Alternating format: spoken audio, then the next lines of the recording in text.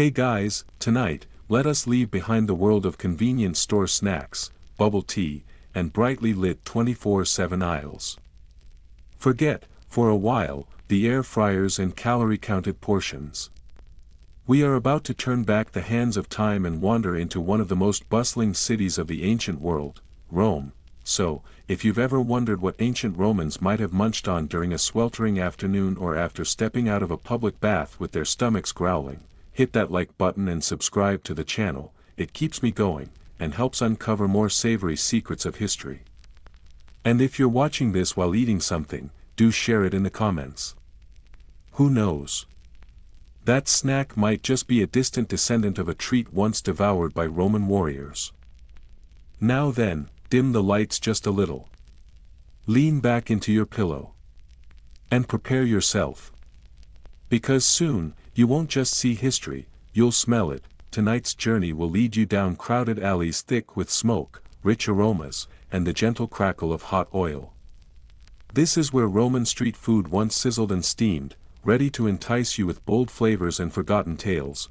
Picture this: the city of Rome lies quiet beneath a sky as gray as cooled ash. And you, yes, you, stand right in its heart. Dust clings to your straw sandals. Your stomach growls softly. And from the air, the scent of charring meat and frying oil drifts past like invisible fingers, reaching out to tug you deeper into a labyrinth of taste. You squeeze through a narrow, damp alley where steam rolls upward from open-air food stalls, rising like breath from dragons exhaling smoke through earthen ovens. The walls are dark, stained with centuries of soot and grease, carrying a shadowed beauty of their own. The stone pavement beneath your feet is slick with spilled red wine and the runny glaze of fermented fish sauce. You step sideways to avoid slipping, wrinkling your nose at the pungent sting. Yet somehow, within that sharpness lies a peculiar charm. The scent of scorched barley, ripe olives, and the softest whisper of cinnamon drifts past your nose like a sweet and ancient secret. Up ahead stands a vendor beside a worn wooden cart, its surface polished smooth by years of oil and ash. He offers you libum, a flat cheesecake drizzled in thick, sticky honey. The sweetness clings to your tongue, almost too intense, yet unforgettable. It sticks to your teeth and lodges in your memory, as though a fragment of Rome itself now lingers in your mouth. Just beside him, another cart is stacked with golden, crispy fritters stuffed with minced fish and chopped herbs, fried in oil that, one hopes, came from olives. But judging by its cloudy yellow hue, that hope may be a luxury of the modern mind. You carefully take a bite of a sweet pastry filled with figs and toasted sesame. As the crisp outer shell cracks beneath your teeth, the sticky richness of the filling slows your every motion. The sweetness is just enough to soothe the hunger howling in your belly. You're immersed in the moment when a seagull circles overhead, then lands on a crumbling stone column nearby, eyeing you with envy, as if longing for a share of your feast. The ancient Romans, despite their reputation for severity, discipline, and rigid social hierarchies, had a fierce passion for snacking. Especially the kind of food that could be eaten on the go, during conversation, or even amid a heated argument.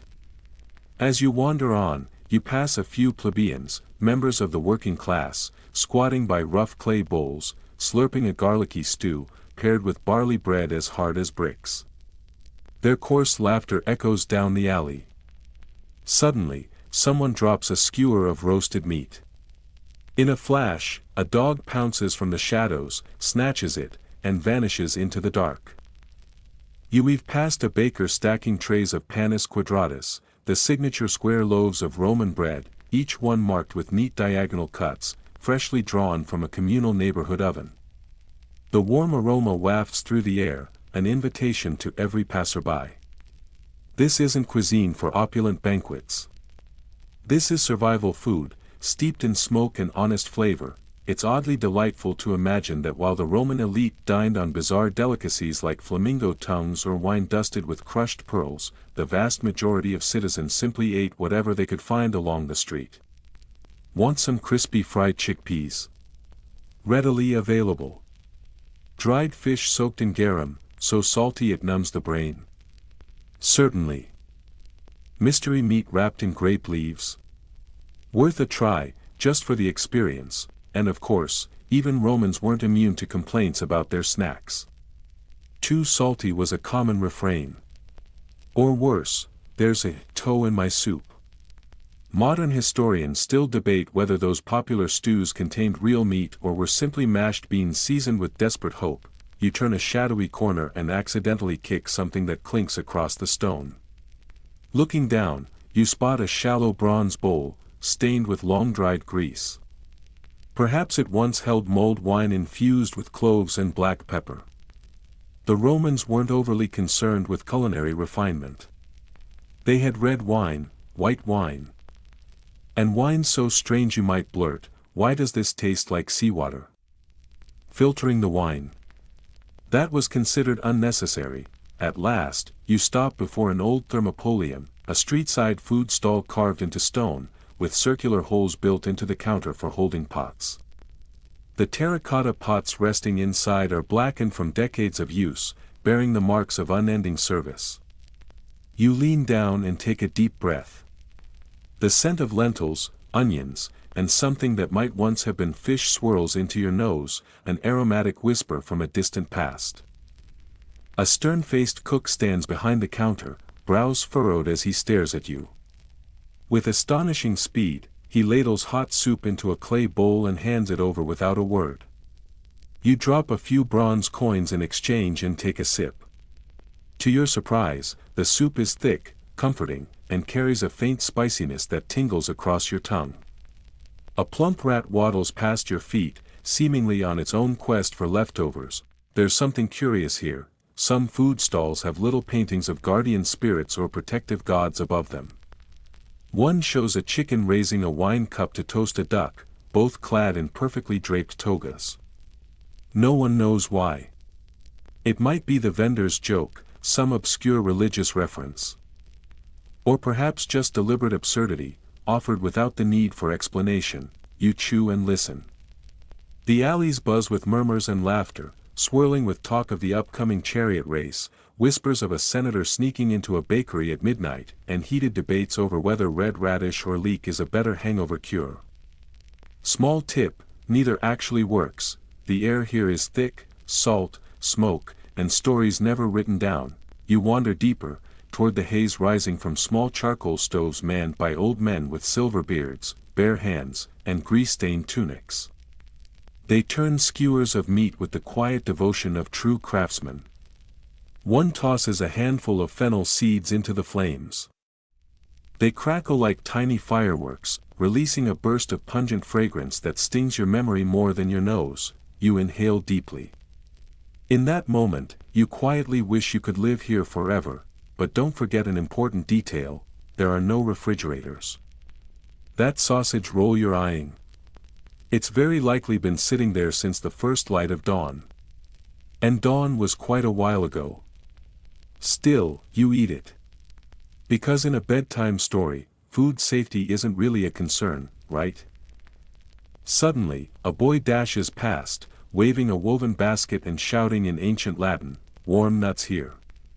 The cry echoes with ritual solemnity, yet feels adorably silly. A few roasted chestnuts spill to the ground, rolling away, slick with oil and coated in something you sincerely hope is sugar. But it might be ash. Either way, you pick one up and pop it into your mouth. It's so blisteringly hot that you nearly cry inside. And yet, you've never felt more alive. Then you realize something profound. Here, food is more democratic than any senate ever devised. Slaves, merchants, soldiers, pilgrims, strangers, they all eat on the same street, beneath the same sky. This place erases every line. What remains is you, a steaming bowl of barley porridge, and the quiet hope that it won't poison you. You lean back against a sun-warmed stone wall, full-bellied and heavy-eyed. Somewhere nearby, a group is deep in argument about whether ostrich eggs make a better flan than cow's milk. To this day, historians remain unsure whether that recipe was satire or just an extravagant culinary whim. You let out a quiet breath. You have survived an ancient Roman rush hour. No food poisoning. No pickpockets. No accidental initiation into a bizarre cult. That's a kind of victory, though, perhaps, not a guaranteed one. You rub your eyes gently, almost absently, as the aroma from before finally fades, drifting off not like a door slammed shut, but like a soft whisper slipping out into the night air and vanishing, soundlessly. The hush that follows is not quite silence. The sound of solitary footsteps, yours and perhaps those of others you cannot see, continue to echo faintly across the worn ancient stones beneath you. They remind you of something essential, that although Rome never truly sleeps, even this tireless, pulsing city surrenders now and then to moments of strange tenderness. The kind of lulls that settles softly between the chaos, like a sigh between shouts. And it is in these rare intervals, in these fragile little pauses of motion and noise, that you find yourself snared, caught unexpectedly in the sticky and persistent rhythms of this place.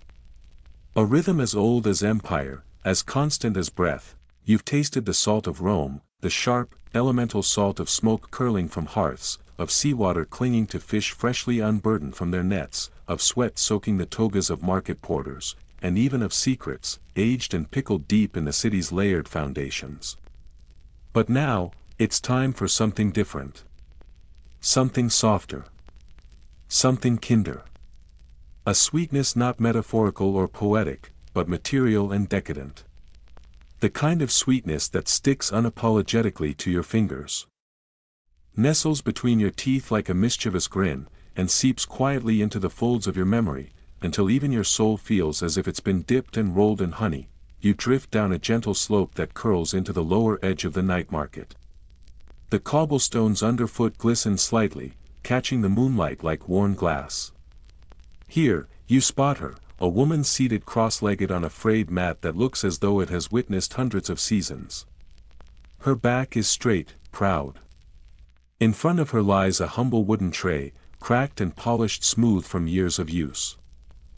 Upon it rests a neat array of sugar-coated dates, each one gleaming under the delicate brush of moonlight like amber stones pulled fresh from the earth.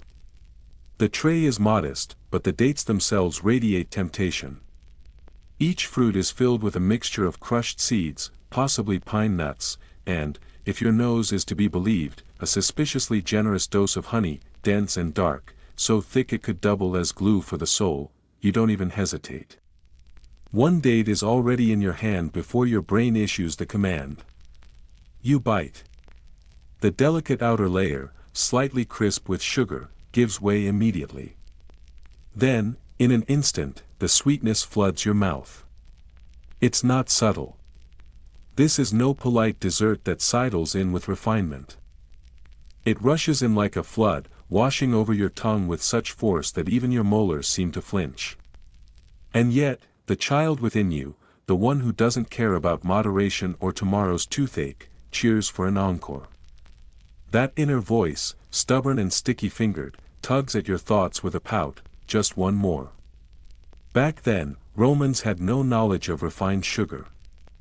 There were no neat cubes, no powdered dustings of sweetness, no pastel-colored icing roses. No gaudy sprinkles. No hyperactive candies crackling with chemicals and dye. Their desserts were born of patience and agriculture, honey, boiled grape must, thickened syrups from figs and mulberries. It was sweetness in its rawest form, rustic. Sticky, elemental. As if every treat whispered a quiet message from the bees, the vintners, the trees, eat this, and honor the labor that made it. You wander farther, still chewing contentedly, and find yourself nibbling on a piece of dulcia domestica. This particular ancient sweet is anything but graceful. In fact, it looks like a prehistoric power bar, lumpy, dense, and utterly unphotogenic. But appearances mislead. Made from mashed dried figs mixed with sesame seeds, crushed walnuts, almonds, and whatever seasonal nuts could be spared, it's then pressed into a compact block. You think, with a laugh, that if you hurled it hard enough, it could knock someone unconscious. But the taste. The taste is sublime. Earthy. Nutty. Rich. You'd gladly toss aside every rule from every modern diet guru in exchange for another bite. Soon, you pass a modest stall, more a collection of boards than a proper structure, where a plump, red-cheeked man stirs a bronze pot resting atop glowing embers. The pot emits a gentle burble. Inside simmers a thick, almost treacle-like syrup, the unmistakable aroma of defrutum. Grape must boiled down to a syrupy essence. The scent curls upward in warm, caramelized ribbons, teasing your appetite anew. With a practiced hand, the man dips walnut halves into the mixture, then threads them carefully onto small skewers before rolling them through a shallow dish of crushed coriander seeds. You hand over a few coins. The nuts are warm, slightly sticky, the syrupy coating giving way to the buttery crunch inside. It is complex, sweet, spiced, and somehow ancient. No part of you regrets this moment. Behind the stall, faint and fading frescoes whisper from the stone wall. Satyr-like goat gods peer down with sly, lopsided grins. Some cradle baskets of fruit, others raise wine cups in what looks suspiciously like drunken mischief. Their eyes follow you with mischievous affection. No one can say for sure what purpose these paintings served. Perhaps they were talismans, hung to bless the food. Perhaps they were crude advertisements. Or maybe, just maybe, they were simply jokes from one century to another. Smiling ghosts painted by anonymous hands. You keep chewing, slowly now, savoring. These sweets were never meant for daily indulgence. They marked special moments, births, rites of passage, Saturnalia. Especially Saturnalia. That glorious, topsy-turvy holiday where servants played masters and masters waited on them. For one day, chaos ruled. Slaves dined like kings, and no one dared stop them. You can almost hear a voice echoing down time, clean your own sandals, you pompous oaf.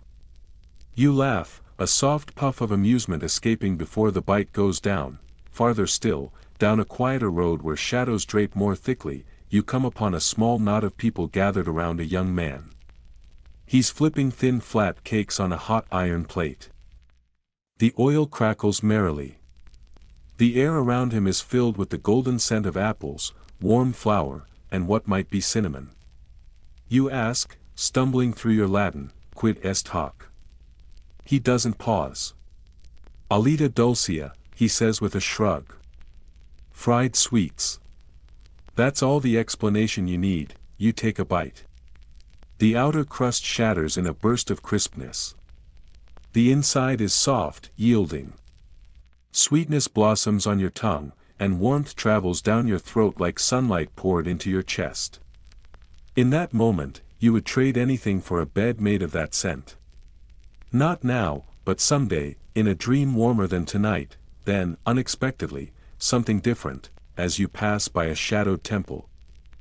A young priest finishes his rites. His hands are steady, reverent.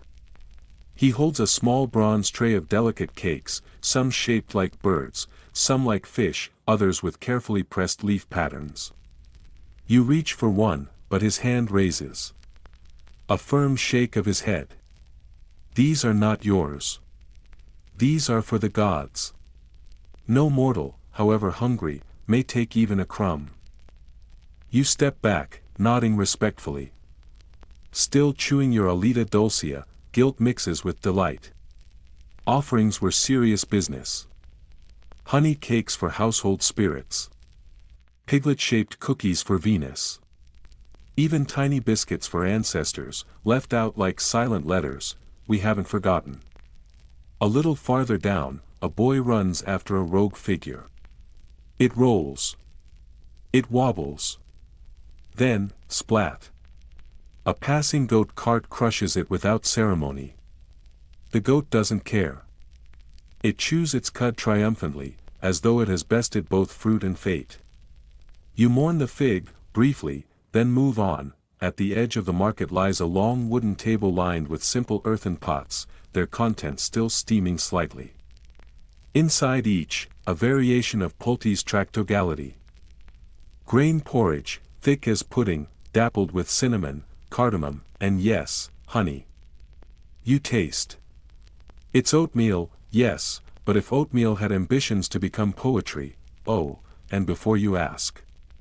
Yes, the Romans did mix sweets with fish sauce. Anchovy custard, fennel-scented. Historians still debate, stroke of brilliance or culinary crime, you are full. Not just in body, but in thought and feeling. A cross-millennium sugar crash approaches. A beggar extends a hand toward the last fig cake clutched in your palm. You offer it freely. His grin reveals 3 teeth, 1 gold. You nod in quiet reverence. He knows what it means to survive on dessert alone. You walk beneath stone columns. Lamplight swings, casting shadows like restless ghosts. Someone, unseen, hums a song, of love, of wine, of terrible decisions. You hum back, thirst calls. You sip Mulsum, wine warmed with honey, tinged with cloves. The heat lingers. The taste is sharp, strange, alive. You smile. And then, one last Roman detail, the syrup was likely boiled in lead pots. So congratulations. Your nightcap now comes with a complimentary trace of neurotoxin. You glance up. A painted duck stares from a fresco, judgment in its tiny painted eye. You sink onto a worn step, stretching your legs, your arms hanging loose. A striped cat pads out from shadow, brushing your shin before curling at your side. It purrs once. Then sleeps, in the distance, a cry, dried plums. Chewy apples. Warm date rolls. You nod. Enough. For tonight, and just before sleep swallows you, remember this, the Roman wedding cake.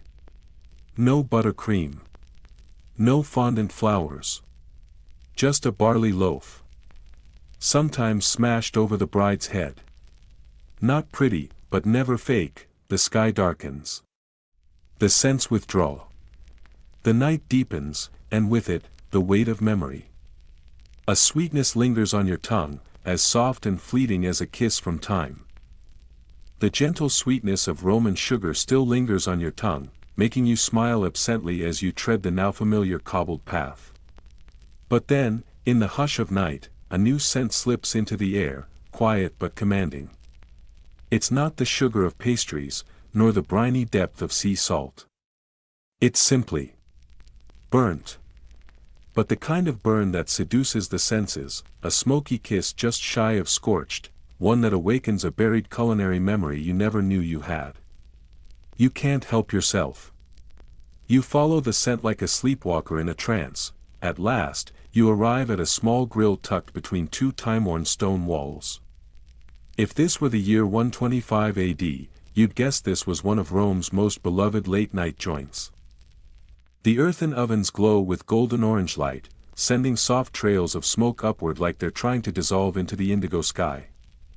A few men gather around a charcoal pit, passing between them humble-looking wooden skewers. But as you look closer, you realize these are no ordinary sticks. They hold slices of meat, perfectly grilled, glistening with seasoning, though you're not quite sure what kind of meat it is.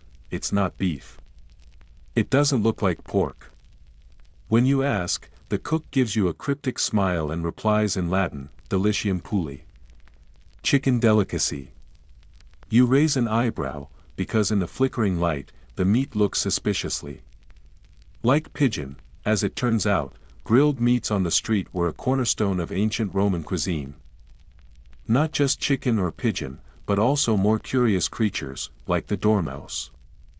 These plump little rodents, after gorging all season on acorns in their cozy burrows, were considered a true delicacy. They might be roasted until the skin crackled like paper or stewed with honey and poppy seeds to enrich the flavor. Strangely enough, they were once considered haute cuisine. You shiver at the thought, yet your stomach growls again, stubborn and intrigued. You raise the skewer and take a tentative bite, as if crossing into forbidden territory. The meat is unfamiliar, yet not unpleasant, gamey, but mellowed by rosemary and a subtle heat. The aftertaste leaves you with a curious desire to keep the experience to yourself. Better not tell anyone what I just ate, you think. But then you remember, this was once fashionable. Roman elites even kept dormice in special clay jars called gleraria, where the creatures were fattened in the dark before being served at elegant feasts. You shake the image from your mind and take another bite, savoring the warmth still held in the meat. In another corner of the kitchen, you spot a man balancing a wooden board on his knees. Upon it are translucent sheets of fried fish skin, so thin they shimmer in the firelight like pressed flower petals. They crunch like modern potato chips but carry the unmistakable scent of the sea at low tide, salty, slightly briny, with a hint of ocean wind. He sprinkles them with sea salt and a few sprigs of dill, then offers you one. You take a bite. Crack! The crispness is so intense it startles a goat nearby into leaping back, wide-eyed. This was another of the Romans' favorite snacks, instant seafood. From sun-dried little fish to grilled eel curled like ribbons, and even salted jellyfish, a dish often reserved for the brave, or the intoxicated. Scholars still argue whether the stalls selling salted fish near the harbor should be considered specialty markets or simply the ancient Roman version of roadside stops with questionable menus. And of course, no talk of Roman cuisine would be complete without the salty king himself, garum. A legendary fermented fish sauce. Imagine Worcestershire sauce, but made by stuffing minced fish guts into clay jars and leaving them to stew for weeks. No refrigeration. Just blistering sun, relentless time, and unshakable faith that something delicious would eventually emerge. The result? A pale golden liquid so pungent, it could clear an entire plaza within seconds if someone accidentally cracked open the lid. You pass a clay vat where garum is being siphoned into ceramic bottles. It sent punches straight into your nostrils, so sharply that you instinctively step back.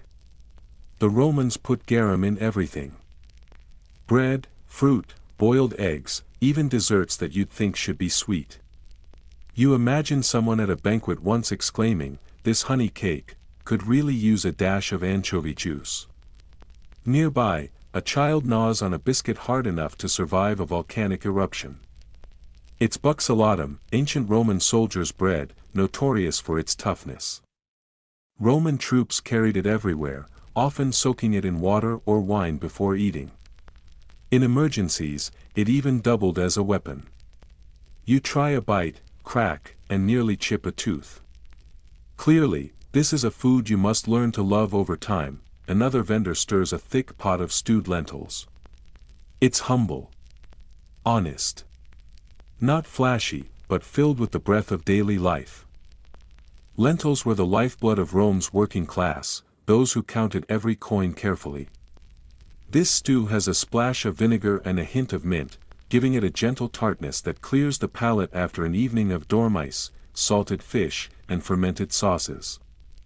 It's not addictive, but it grounds you, bringing you back to earth after drifting through such strange culinary terrain. You sit beside a young man in a worn tunic, dipping bread into a bowl of crushed olives. It's a rustic version of tapenade, simple, rich, and sincere. He chews slowly, as if performing a quiet ritual. He turns, offers you some. The two of you bite into the same loaf, then share a subtle nod, the kind exchanged only between those who truly understand each other's taste. No words needed. Just carbs. A young slave passes by, carrying a tray piled with cracked-skinned olives brought up from the cold cellar. Green and black, steeped in garlic, soaked in wine, all of them releasing a rich, briny perfume. You pluck one to try. The bitterness hits you instantly, making you wince. This is no bland supermarket olive. Tamed for polite snacking. This is a tiny flavor bomb, bold, defiant, and enduring, just like the city that raised it. Before you can even gather your thoughts, a soft voice calls out nearby. A woman is selling roasted chickpeas, scooped into simple rolled paper tubes. The satisfying rustle they make as customers pour them into their palms delights you. You try a handful, warm, fragrant, lightly salted, and wonderfully Moorish. The perfect snack for watching gladiators battle under the searing sun. You can't help but wonder, did the Colosseum sell snacks like modern cinemas? Probably. And instead of popcorn, someone might have shouted, "Grilled dormouse, anyone?" You haven't even finished that thought when you spot a young man fiddling at a small wooden table. Trying to sell something you've only ever seen in comic books, cheese on a stick. Yes, really. A lump of goat cheese skewered on a slender twig, held above a flame until the surface bubbles and melts into golden softness. You take a bite. It sizzles with a crisp little pop in your mouth. Strange, addictive, delicious. You walk on, then pause beside an abandoned fountain, where someone has left behind half a peeled pomegranate. You pick it up, its ruby seeds glisten under the moonlight like drops of jeweled wine. The Romans adored fruit, not just fresh, but dried, candied, and infused with strange spices. They layered fruit and nuts to create ornate desserts. Some noblewomen even carved portraits of their husbands into pairs before taking a triumphant bite. A bold declaration of class and taste, quite literally. The deeper into the city you wander, the stranger the foods become. An old man sells boiled eggs dyed with onion skins. Another offers you a strip of seaweed, pressed paper thin. You politely decline. Some dishes, it seems, were too eccentric even for ancient Rome's ever-shifting palate, chaotic, bizarre, but undeniably alive. Roman street food had its own quiet logic. People didn't eat just to fill their bellies or please their tongues.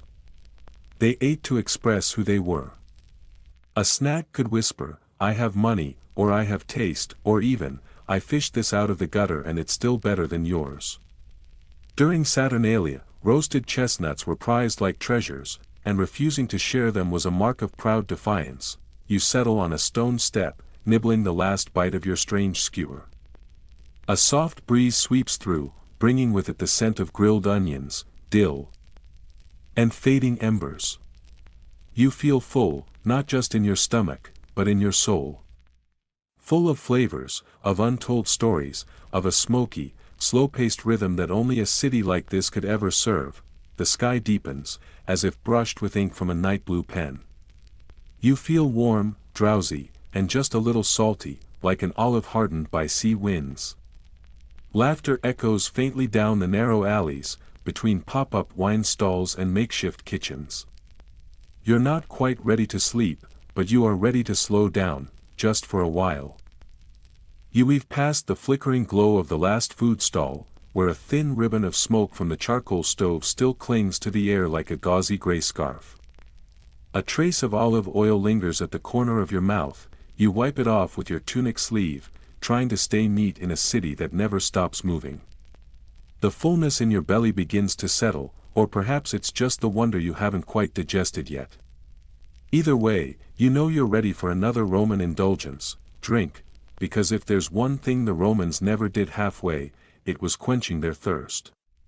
Sometimes to soothe a parched throat under a blazing midday sun. More often, to show off status, power, and impeccable taste. The clinking of clay cups and bursts of laughter guide you down a shadowed street to a popina, a crowded, lowbrow tavern wedged into the corner of a block. Here, patrons whisper secrets or argue passionately about the latest chariot races at Circus Maximus. The air is thick with smoke, yeast, and sweat, but it pulses with life. You squeeze between shifting bodies, and before you can even speak, a man presses a cup of cloudy wine into your hand without a word. The scent of dried grapes rises, along with something else, like the faint sorrow of a wine aged a little too long. Roman wine, contrary to modern assumptions, was almost never drunk straight. In fact, drinking unwatered wine was considered uncivilized. Literally barbaric behavior. That was the habit of the northern tribes, wild and unrefined. In Rome, to sip unmixed wine was a red flag, a sign of poor breeding and dangerous impulses. You take a cautious sip. The wine has been diluted with water, perhaps infused with herbs, and possibly even a hint of tree resin. The flavor is better than you expected, worse than you hoped, a sensation that floats somewhere between charm and confusion. Behind the counter, the bartender is an old man with a toga stained purple from too many spilled vintages. His left eye has the weary glint of someone who recently lost a bet. He winks at you as if you've been friends for years. "This one's got saffron and myrtle berries," he boasts, puffing up with pride, as if unveiling a recipe for immortality. You nod politely, though a part of you wonders what might still be quietly fermenting at the bottom of the amphora. To the Romans, drinks weren't just about taste. They were a declaration of self. A reflection of one's social rank and personality. The wealthy might sip conditum paradoxum, a poetic-sounding concoction of wine mulled with honey, cinnamon, sometimes black pepper and resin. The name alone reads like a spell pulled from a dusty grimoire, and to be honest, the flavor wasn't far off. Sweet and spicy, it was also believed to have healing properties. A cold remedy disguised as an invitation to party. Historians still debate whether such wines were genuinely enjoyed at banquets, or merely invented to impress guests. Or, perhaps, impress the writers themselves. You lean against the rough wooden bar as someone casually tosses a handful of snow into a great wine jug. Real snow, no joke. The Romans were meticulous to the point of obsession. They stored snow hauled down from distant mountains in deep straw-lined pits all winter. Then used it to chill drinks when summer arrived. This was ancient ice. Pre-refrigerator luxury. Available only to those with coin, or enough nerve to chase a fleeting breeze of coolness. In a shadowy corner of the tavern, 2 Roman soldiers are sharing a jug of pasca, a drink made by diluting vinegar with water. Just hearing the name is enough to make your jaw tense. And rightly so. The sour sting nearly knocks you backward. But in times of scarcity, it's a practical choice. Cheap, thirst-quenching, and believed to help prevent scurvy thanks to its acidity. Roman soldiers swore by it, some quite literally. You take a sip, curious. You nearly choke. The word harsh feels like a compliment. At the next table, a young woman carefully lifts a cup of dark brown date wine, a thick fermented drink so sticky it could glue your teeth together if you're not careful.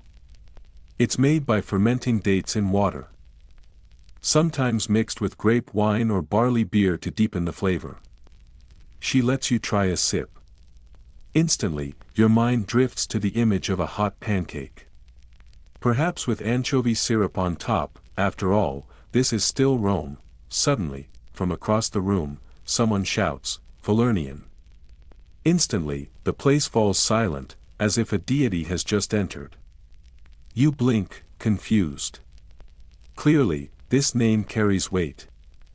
Falernian was the Dom Perignon of ancient times, the most celebrated wine of its age, grown on volcanic slopes and aged for years in wax-sealed amphorae. Even emperors boasted about owning it. You don't see any Falernian here. Definitely too expensive for a modest popina like this. But just hearing the name is enough to make someone raise their cup. Shout a toast, and spill half of it onto the tunic of the man beside him. A small price to pay for such grand reverence. Outside the tavern, the cooler air helps clear your head after such an onslaught of curious drinks. You turn down a narrow alley, where a group of older men sit sipping wine steeped with celery seed and rue, a bitter herb. They claim it aids digestion. One man pats his belly, then lets out a triumphant belch. You watch and decide not to ask for a taste. Some experiences are best left to the brave. From a nearby doorway, you hear a soft fizzing sound. You step inside to find a cluttered little workshop filled with clay jars, reeds, and mixing bowls. It's a Roman refreshment stand. They're brewing kykion, a barley-based beverage once tied to religious rituals but also used as a liquid meal for the poor. It tastes strange, nutty, thin, but unexpectedly pleasant. Like some long-lost ancestor of modern oat milk, minus the sweetness. A bright-eyed boy of about 10 walks over, offering you a refill of hydromel, lightly fermented honey water. The drink bubbles gently as it touches your lips, dancing on your tongue like ancient kombucha. You sip. It's mild, sweet, and ever so slightly alcoholic. There's something disarming about it, simple, soft, and instantly friendly. The kind of drink that makes you want to linger just a little longer. You continue wandering the cobbled streets, where dim oil lamps flicker in doorways and cast golden ripples on the ground. The soft rhythm of leather sandals echoes as you walk. Near the public baths, you hear splashes, laughter, and cheerful conversation. A woman steps out, still glowing from her soak, holding a steaming cup of wine. She offers you a sip, spiced mulled wine, the perfect companion after warm water. The gentle heat of pepper, a trace of clove, spreads warmly across your mouth. It feels like being wrapped in a ceramic quilt. Turning another corner, you enter the domain of the truly bizarre. Someone is shouting about fermented carrot juice. You think he's joking. But no, he's serious. The Romans would try fermenting almost anything: carrots, beets, even radishes. Some recipes included pine nuts and goose fat. You glance at the bottle and politely decline. Nearby, a man is distilling something from figs, vinegar, and goat's milk. You walk faster, not eager to hear the details. And then, a familiar scent reaches your nose. Coffee? Impossible. Coffee hadn't arrived in ancient Rome. But the smell turns out to be roasted barley water, something very close to a caffeine-free latte of the past. Served warm, slightly bitter, with a touch of honey, it's the morning drink for those who couldn't afford wine. You take a few sips and, for a moment, feel as though you've stepped into the 21st century. At your final stop, you're welcomed into a private dining room, clearly the home of someone wealthy. The furnishings are ornate.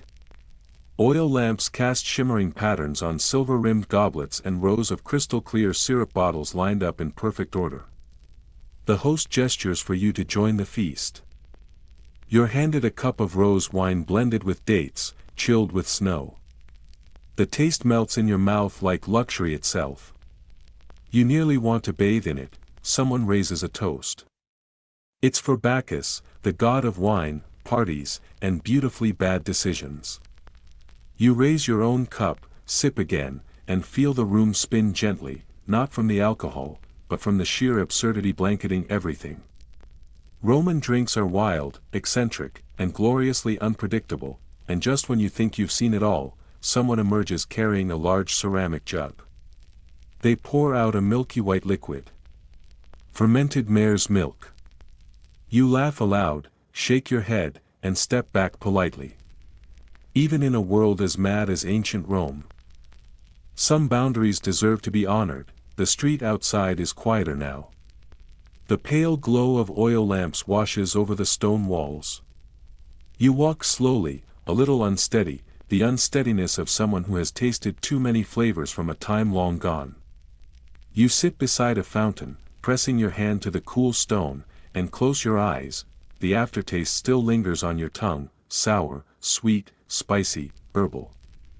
And utterly unknowable. It's been a long night, and you've only just begun to sip from history. You blink slowly, letting the soft afternoon sun filter through your eyelids as you sit quietly on the rim of the ancient fountain.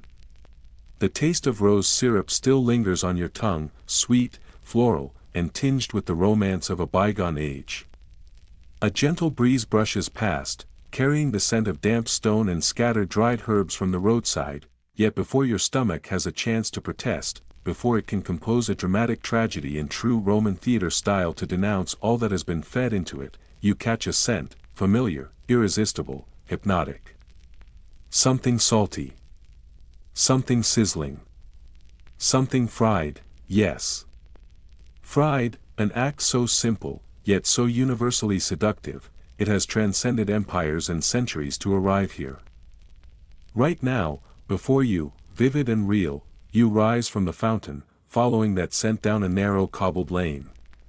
On either side, street vendors tend glowing coals, roasting skewers with the patience of sages.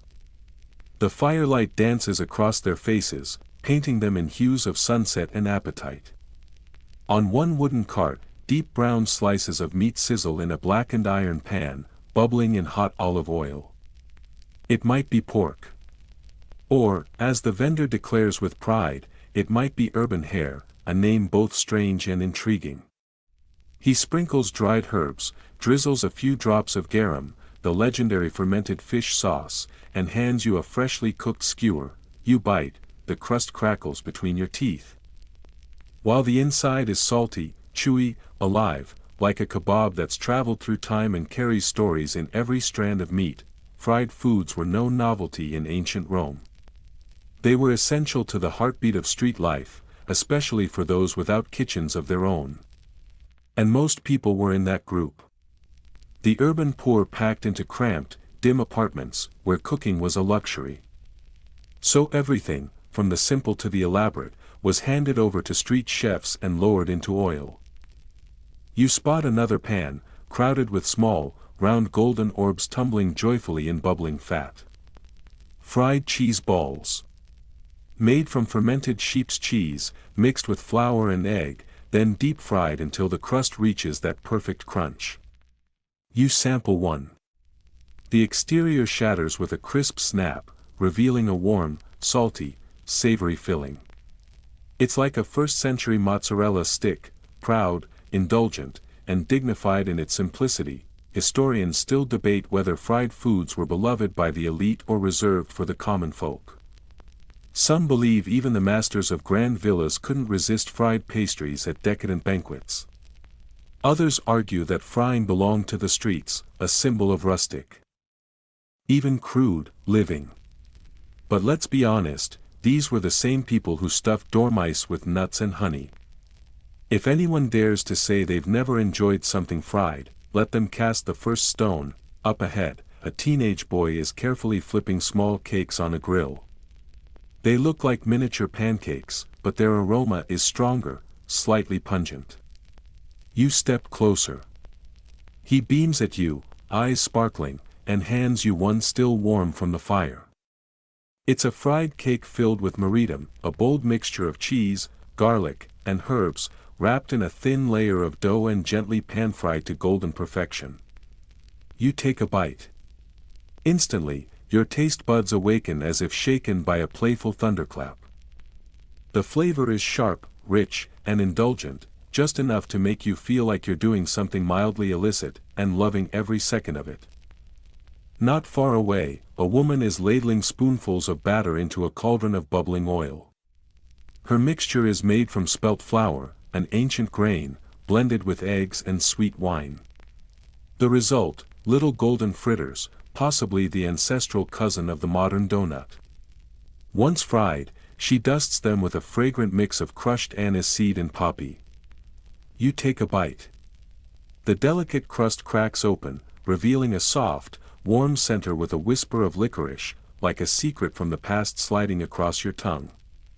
You eat one. Then another. And another. And as you stand there, still holding your treat, you silently remind yourself that time travel, while magical, does not come with improved metabolism. On the stone steps of an old temple, a man carries a tray of what looks uncannily like a primitive version of a hot pocket. You ask what it is. He shrugs, unfazed, mushrooms stuffed with spiced breadcrumbs. Fried in goose fat. You bite in. No regrets. It's deeply savory, luxuriously rich, the mushroom velvet soft, like a truffle forged by a warrior poet. Somewhere nearby, the bright twang of a lyre floats through the air. You glance around and realize a festival is underway. A crowd moves toward the square, clutching fried libum, cheesecakes once used as offerings, now reinvented as convenient desserts. Honey drips slowly from lips and chins. Children giggle with sugar-glazed sleeves. High on the most innocent kind of delirium. You follow the current, passing a vendor whose fritters are stacked like pyramids, dusted with fragrant powder made from crushed fennel root. Next to you, a man is chewing something that looks suspiciously like a deep-fried figure. He turns, dead serious, and offers you one. Stuffed with pine nuts and goat cheese, he says. You take a bite. With every chew, your eyebrows lift a little higher. It's rich, aromatic, bizarre, and thrilling, like something created by a mischievous god with a sense of humor and a flair for fat. You don't understand it. But you want more. Of course, not every fried experiment is a masterpiece. A cheerful woman invites you to try her specialty, fried beef lung. You nod politely and take the tiniest possible bite. It's chewy, smoky, and tastes faintly defiant. You place the rest down gently, retreating at a speed that fully conveys the respect owed to such a unique experience. In a quieter square, an old man crouches beside a vat of oil, humming an old tune as he fries. He drops in tiny dough shapes shaped like fish, though they contain no meat at all. This is a dish for those who couldn't afford real seafood. The dough is seasoned with Roman fish sauce and powdered seaweed, creating an uncanny, clever imitation of fish flavor. The result is unsettling and brilliant all at once, like a culinary costume worn so well it earns your applause. You drift into a market corner where a stall offers a snack with a name as old as time, crispé. They resemble ancient curly fries, twisted strips of dough, fried until crisp and drizzled with honey or reduced grape syrup. Children queue eagerly, hands sticky with sugar, giggling in the late-day sun. You try one. It shatters with a crunch. You look up at the city's skyline, where curls of hot oil smoke spiral into the air, mingling with the sounds of laughter. Your tunic now carries the scent of frying oil and sheep cheese, a fragrance impossible to confuse. And still, you smile. There's something deeply human about all of this. Fried food, in the end, is its own language. A language of comfort. Of sharing. One that needs no empire to survive. One last food cart comes into view. Two women laugh as they swiftly prepare something they call empty eggs. With practiced grace, they extract the yolks from quail eggs, mix them with herbs and breadcrumbs, then refill the shells and fry the entire thing in bubbling oil. Absurd. And wonderful. Like deviled eggs that once studied the culinary arts in Pompeii before returning to conquer the world, you savor the final bite of egg in the fading light. A quiet thought crosses your mind, these were the secret favorites of ordinary people. Greasy, inventive street snacks shared with friends, or stolen in secret between meals. History may have been written by the elite, but fried food? Fried food belongs to the people. And only to the people. You step slowly back into the shadows of the ancient city, still licking the last crispy crumbs from your fingers. Your belly is full, and your spirit is strangely light. Rome may have fallen, but its snacks, unforgettable. You drift deeper into the maze of sunset-lit streets, where the golden light spills across ancient brick walls and gently dances on the time-worn cobblestones. Each step echoes faintly, tapping against history. Inside, the fried delights you've just devoured begin to settle into a foundation, a culinary bedrock, each crispy bite forming a warm, crunchy brick in your stomach, paving the path forward in a dream of taste. But then, another scent arrives on the breeze. It carries warmth, a hint of fat, and a whisper of sweetness, all lifted on the earthy aroma of toasted grain. Like a call from the past, it pulls you forward with quiet command. Your senses awaken like a bloodhound in pursuit. Your nose leading you toward an invisible trail, drawn by that divine scent, bread, the symbol of life. Of community. Of comfort and loyalty. A food both sacred and humble, baked fresh daily and offered to both gods and mortals. Welcome to the Roman bakery. A thick wooden door creaks open, and you step inside a small, shadowy room. The walls are darkened by decades of smoke. Above you, the low arch glows faintly from the light flickering inside the furnace, a turtle-shaped oven that has burned bright day after day. The heat blasts outward, thick and dry, heavy with the scent of charred crusts. Within moments, your eyebrows are damp with sweat. A baker stands by the oven, his face and arms dusted with flour. He looks like someone who's been waking before dawn since the time of Jupiter's rise, etched with the weary discipline of years. He pulls a flat, round loaf from the fire using a long wooden peel. Its surface is golden with a gentle char. He doesn't glance at you, not out of rudeness, but because his hands are busy slapping dough onto another board.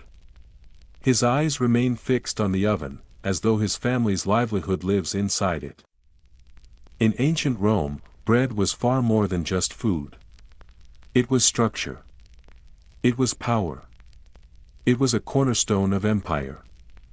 Nearly a religion of its own. The Roman state famously distributed free grain through a program called annona, to feed the urban poor. Citizens collected their grain, ground it into flour, and brought it to communal bakeries like this one. Private ovens were rare. Most households relied on men like this to transform grain into sustenance. You lift a warm panis quadratus, the iconic Roman bread, round and scored into 8 equal segments, resembling an ancient pizza. A string is tied around the loaf, for easy carrying home. You gently tear off a piece. The inside is dense.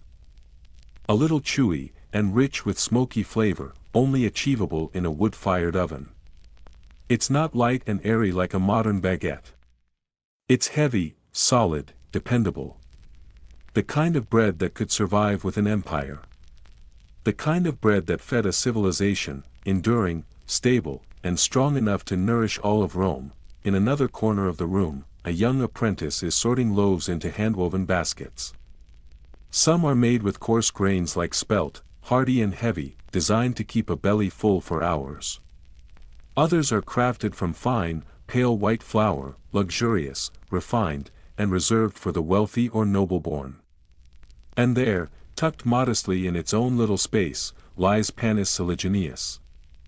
A premium roll made from ultra-fine flour, meant for those who know their own worth. You sneak one from the edge. It's soft, slightly moist, and leaves a gentle sweetness on your tongue. For a fleeting moment, you feel elevated, as if you've become a Roman senator in your own right. And now for a surprising truth: Roman bread once had graffiti. Not carved into the crust, tempting as that sounds, but scribbled onto its packaging, usually scraps of papyrus or cloth. Bakers would jot down the owner's name or initials, much like modern lunch labels. Occasionally, cheeky notes were added: "Do not touch, Gaius already licked this." Odd? Maybe.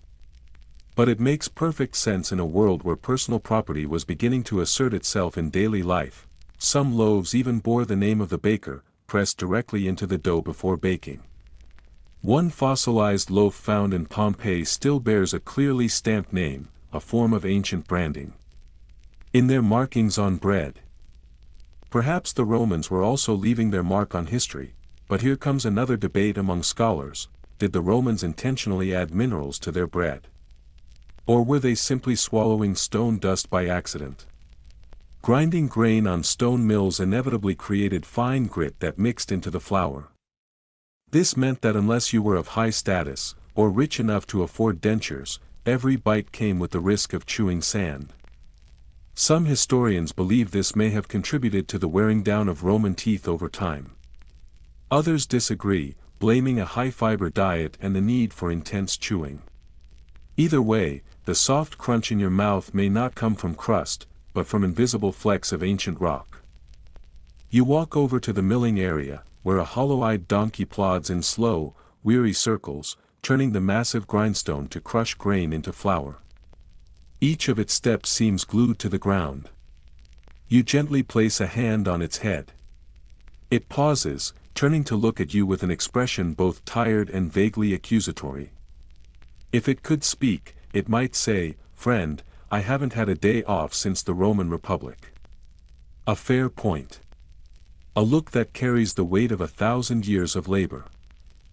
Beside it, a baking table rests on a bed of neatly laid stone blocks. There, dough is being rolled out for libum, a ceremonial cake offered to the gods during sacred rites, but also served at banquets and festivals. Its ingredients are simple yet elegant: flour, cheese, eggs, and honey. You're offered one. With the first bite, it tastes like an ancient version of cheesecake, slightly chewy, golden on the outside, and radiating a warm, inviting aroma. The sweet richness melts on your tongue, as if you're eating something suspended between an artist's breakfast and an offering to Apollo himself. Outside the bakery, a long line of people stretches patiently down the street. From toga-clad officials with spotless robes to barefoot, dirt-smudged children, everyone is waiting for their daily bread. To the Romans, bread was never just sustenance. It was the invisible glue that held society together. It was what kept the city from unraveling. A poor wheat harvest could shake the hearts of the people faster than a scandal in the Senate ever could. You turn down a narrow alleyway, where food vendors are offering quick snacks made from bread, for those too rushed or too tired to wait in line. One man is selling spelt loaves drizzled with honey and sprinkled with dried nuts. Another hawks hard, dry military bread, designed for soldiers on long marches. You bite into one. It feels like chewing on a sandal that has been sun-dried for 3 months. But to its credit, it is filling. Your final stop is a tiny tavern tucked beneath a wooden awning. Inside, a man is slicing thick hunks of bread and dunking them into red wine. He sees you, gestures for you to join. You nod without hesitation. The bread soaks up the wine like a sponge, softening, darkening, turning into a rustic version of French toast, but without the eggs. It's a little soggy, a little sour, and takes some time to grow on you. But once it does, you've unknowingly chosen a side.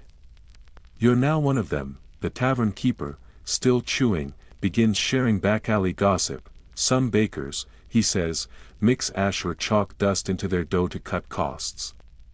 It makes the bread cheaper, but also sparks suspicion in those who eat it. You raise an eyebrow. He shrugs, offering a toast to life itself, as if reciting a personal creed: we only live once. And bread doesn't wait. You lean back, a slice of wine-drenched bread in hand, and let your senses melt into the space around you. The hum of conversation, the blazing heat of the oven, and the quiet, sacred rituals of baking and sharing.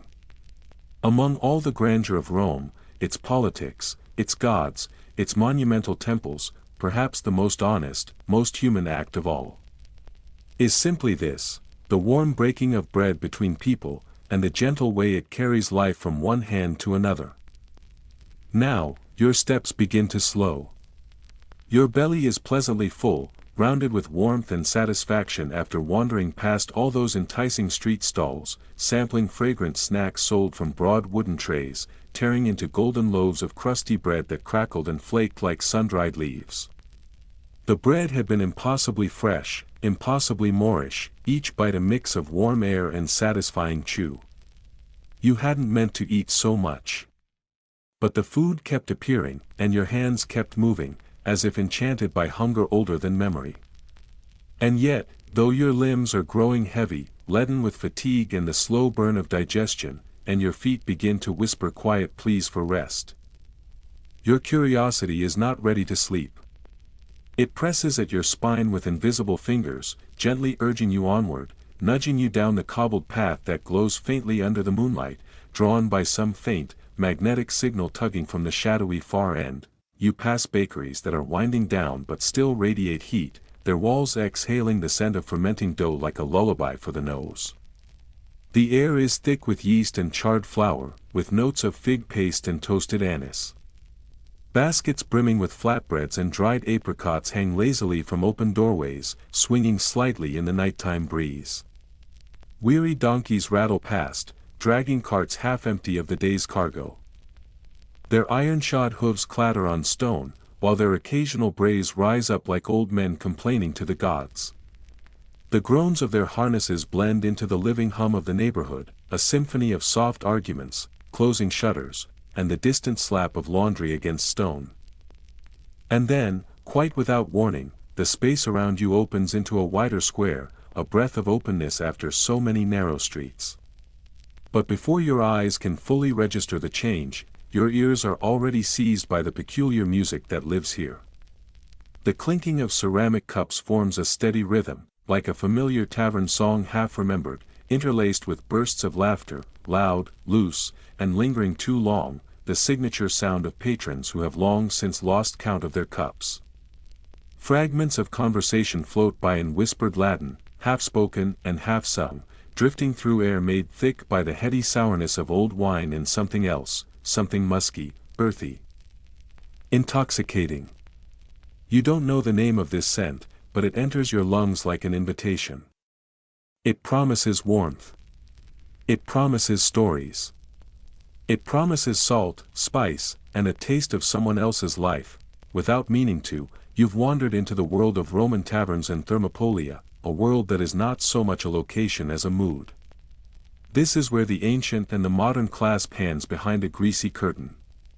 Here, the Roman fast food stall, the smoky dive bar, and the street-side noodle shack of any modern city all seem to converge and overlap. Gone are the airy marble halls of elite banquets, where nobles recline on couches nibbling grapes and whispering Cicero.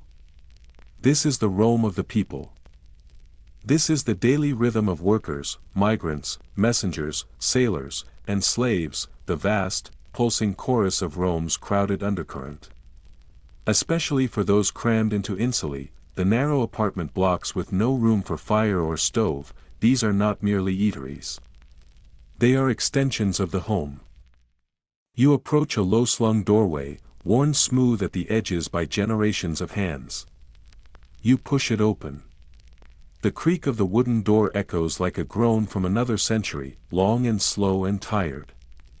Inside, the air is close and shadowed, thick as a woolen blanket, but there's something in the dark that feels kind. A heavy warmth clings to the stone walls, as though the room is alive, breathing its welcome in low, fragrant exhales. A large marble counter stretches in an L shape, chipped in places, discolored with time and smoke. Set deep into its surface are several dolia, large terracotta jars, their openings wide and black like wells. Each one bubbles or steams faintly, exhaling a different scent. Together, they form a chorus of smells so dense and layered that you can almost chew the air. One dolium releases the dense, earthy perfume of lentils stewed with garlic and herbs, the kind of dish that hums with quiet dignity. Another assaults the nose with the unmistakable sour sting of salted fish, pungent enough to curl your nostrils, but strangely alluring. There's wine, of course. Even without seeing it, you can taste it in the vapor, fermented grape, sharp with vinegar, cloying with must. And somewhere in the steam, you catch the harsh brightness of pepper, so strong and unrelenting it dances across your sinuses like fire. Behind the counter, a broad-shouldered woman with her hair tied in a cloth regards you with practiced neutrality. She jerks her chin toward an empty stool, and with quiet obedience, you shuffle forward. The wooden seat is splintery, but it holds. Beside you, a bearded man finishes his lentil stew, the rich smell of garum, Rome's infamous fermented fish sauce, trailing from his bowl like a banner. He turns slightly, pats his belly, and lets out a polite little burp. And just like that, you're initiated. Welcome to your first Roman lunch. Let's pause here a moment to consider the Thermopolium more seriously. These places weren't rare. Far from it. In Pompeii alone, archaeologists have uncovered over 150 such establishments, each one a crossroad of convenience and necessity. In a city where kitchens were a luxury, these humble counters filled the gap. Their walls were often painted with murals, chickens, grapes, pots of stew, not just decoration, but a menu for the illiterate. And each dolium held not just food, but survival.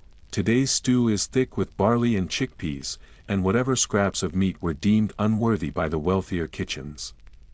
You scoop a spoonful. It's hearty and humble, the kind of meal that doesn't pretend to be pretty.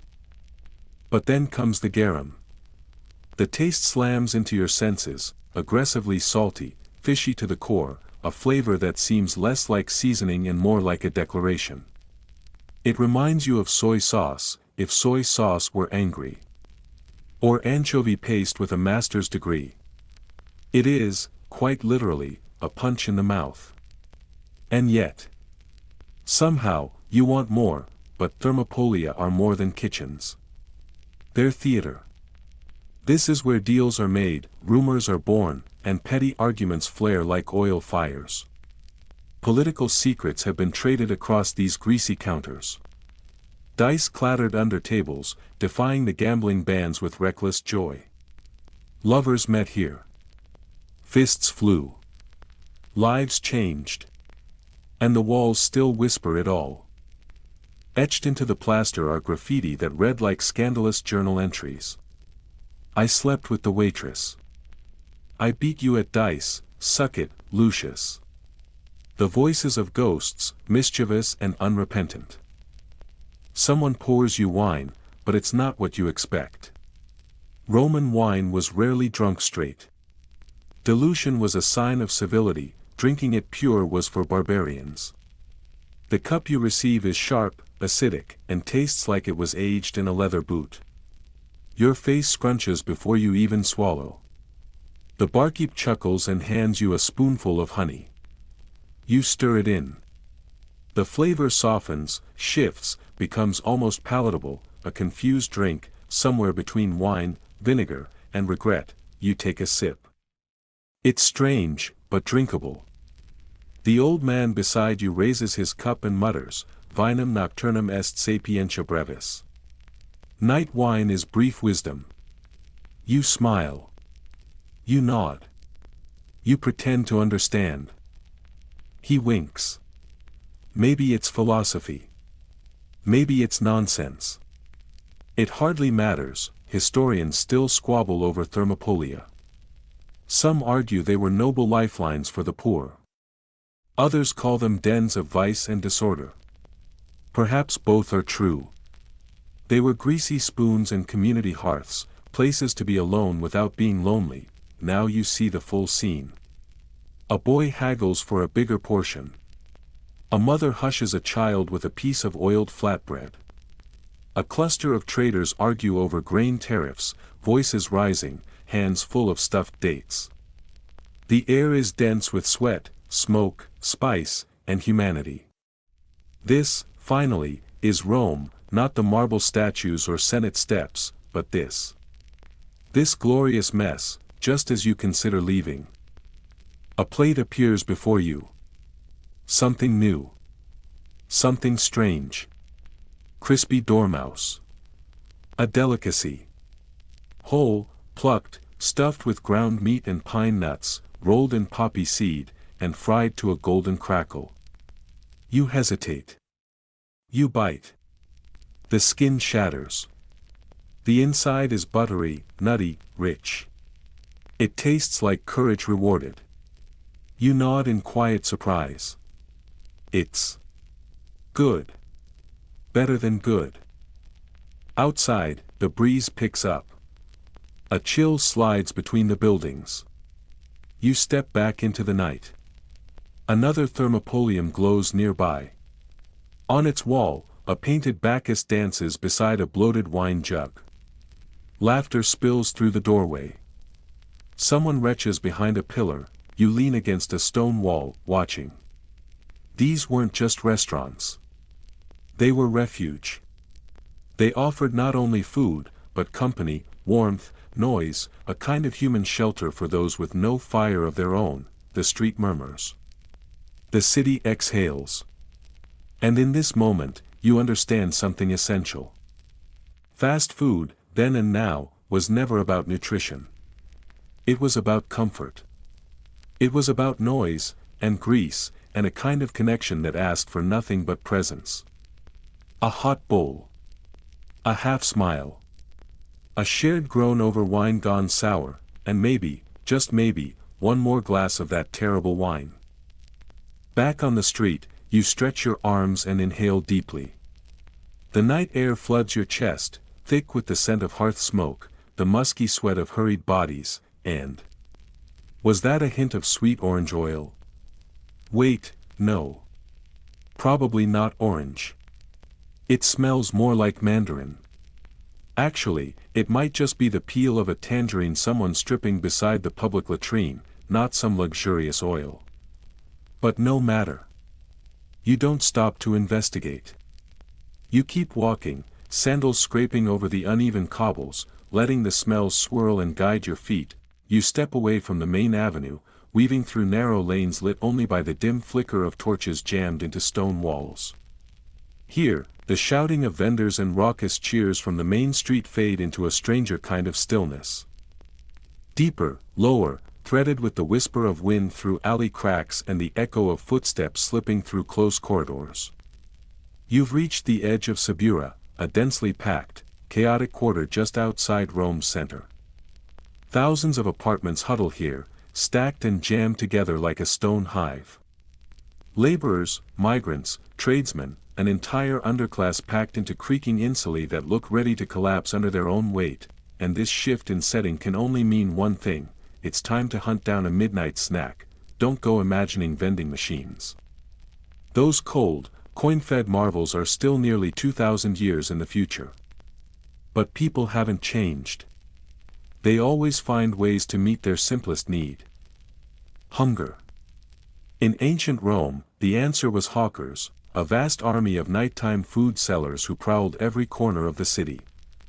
Their calls echo through the streets like a strange urban symphony, loud and tangled, as if every stall were competing in a shouting contest for hungry ears. You hear the familiar cadences of their cries, a song without melody but full of rhythm: panis calidus.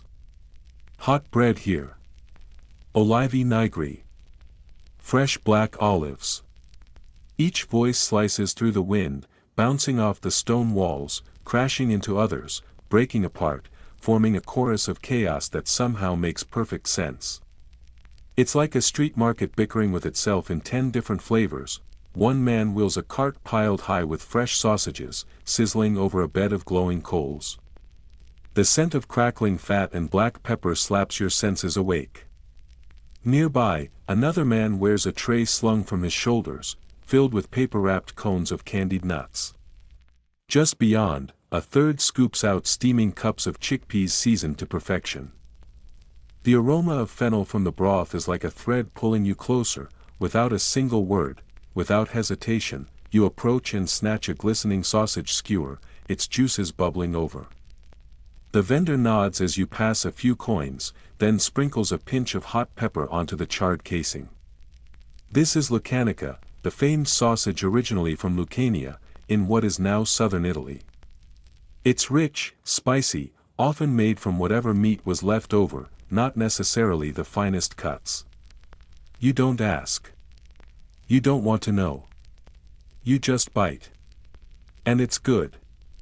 Juicy, smoky, fiery, exactly what your stomach craved under the Roman moonlight. In fact, street vending was so deeply woven into the fabric of Roman daily life that ancient writers like Juvenal and Martial once joked that it wasn't the sun that woke them each morning, but the relentless cries of hawkers, fishmongers, fig sellers, and even sidewalk dentists. Yes, you heard that right. Itinerant dentists roamed the streets, yanking out teeth and hawking powdered tooth treatments right on the curb. Efficiency, Roman style. But don't be fooled into thinking these street stalls resembled the sleek, sanitized food trucks of today. There were no refrigerators. No latex gloves. No napkins or citrus-scented sanitizers. Everything happened right there on the dusty roadside, often in the same unwashed hands that touched both coins and food. Hot cooking on the spot helped kill a few germs, perhaps, but food poisoning remained a regular concern.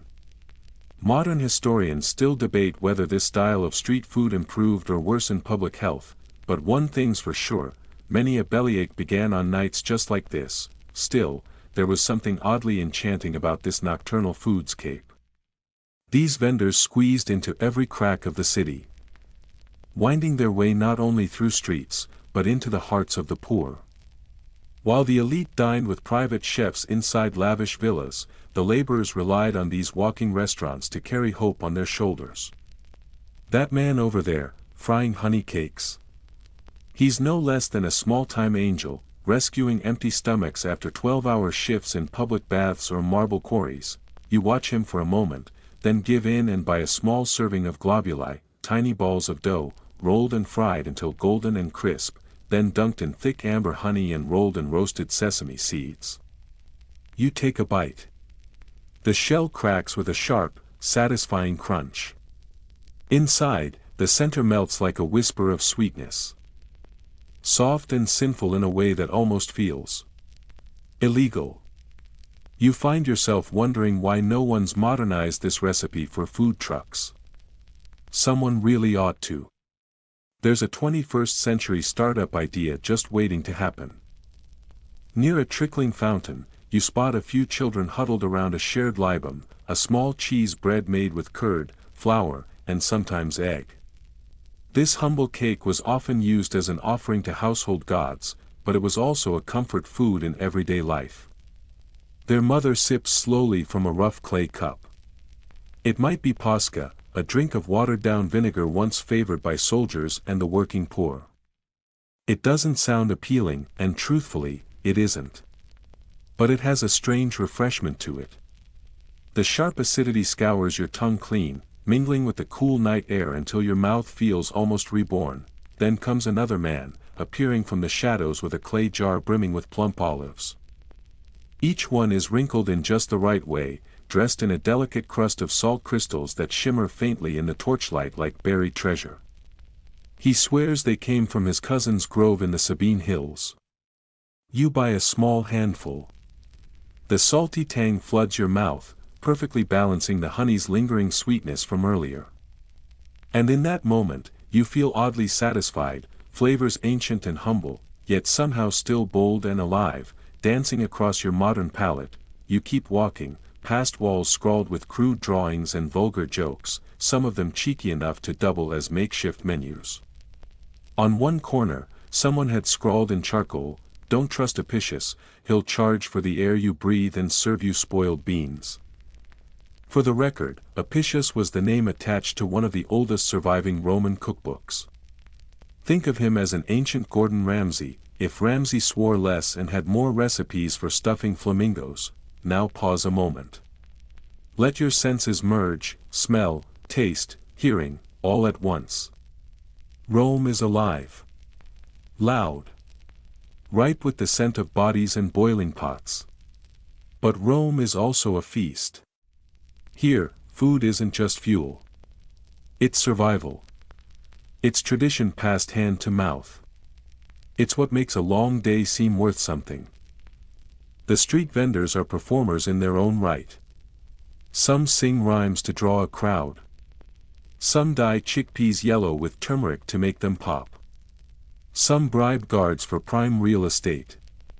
And some sneak in a little extra salt or pepper, then charge you for the privilege. It's capitalism in its rawest form, no spreadsheets, just instinct. As you chew another olive, you nearly trip over a woven basket sitting outside a wine shop. Inside, half a pomegranate and a slice of salted fish on stale bread. Maybe someone forgot their dinner. Maybe it's bait. You don't wonder too hard. You just move on, and here's the surprising part: this tiny system actually works. Despite the absence of modern supply chains, everything flows in a strange, elegant rhythm. Grain sails in from Egypt, is milled and baked into loaves at local ovens. Cheese, vegetables, and herbs arrive from country farms. And the street seller? He is the final link in the chain. It's like a cookbook missing most of its pages, and yet the stew still fills the belly. Scholars still debate, did the average Roman really eat with variety? Some claim the diet was mostly porridge, beans, and bread. But archaeological finds tell a richer tale. Traces of pepper, dried figs, nutmeg, and other luxurious spices have turned up in the city's ancient sewers.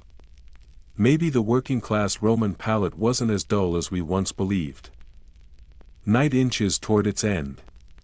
The vendors begin to pack up. The bean seller snuffs out his fire. The sausage cart creaks away. A young boy sweeps sesame seeds from the street, likely to resell them come morning.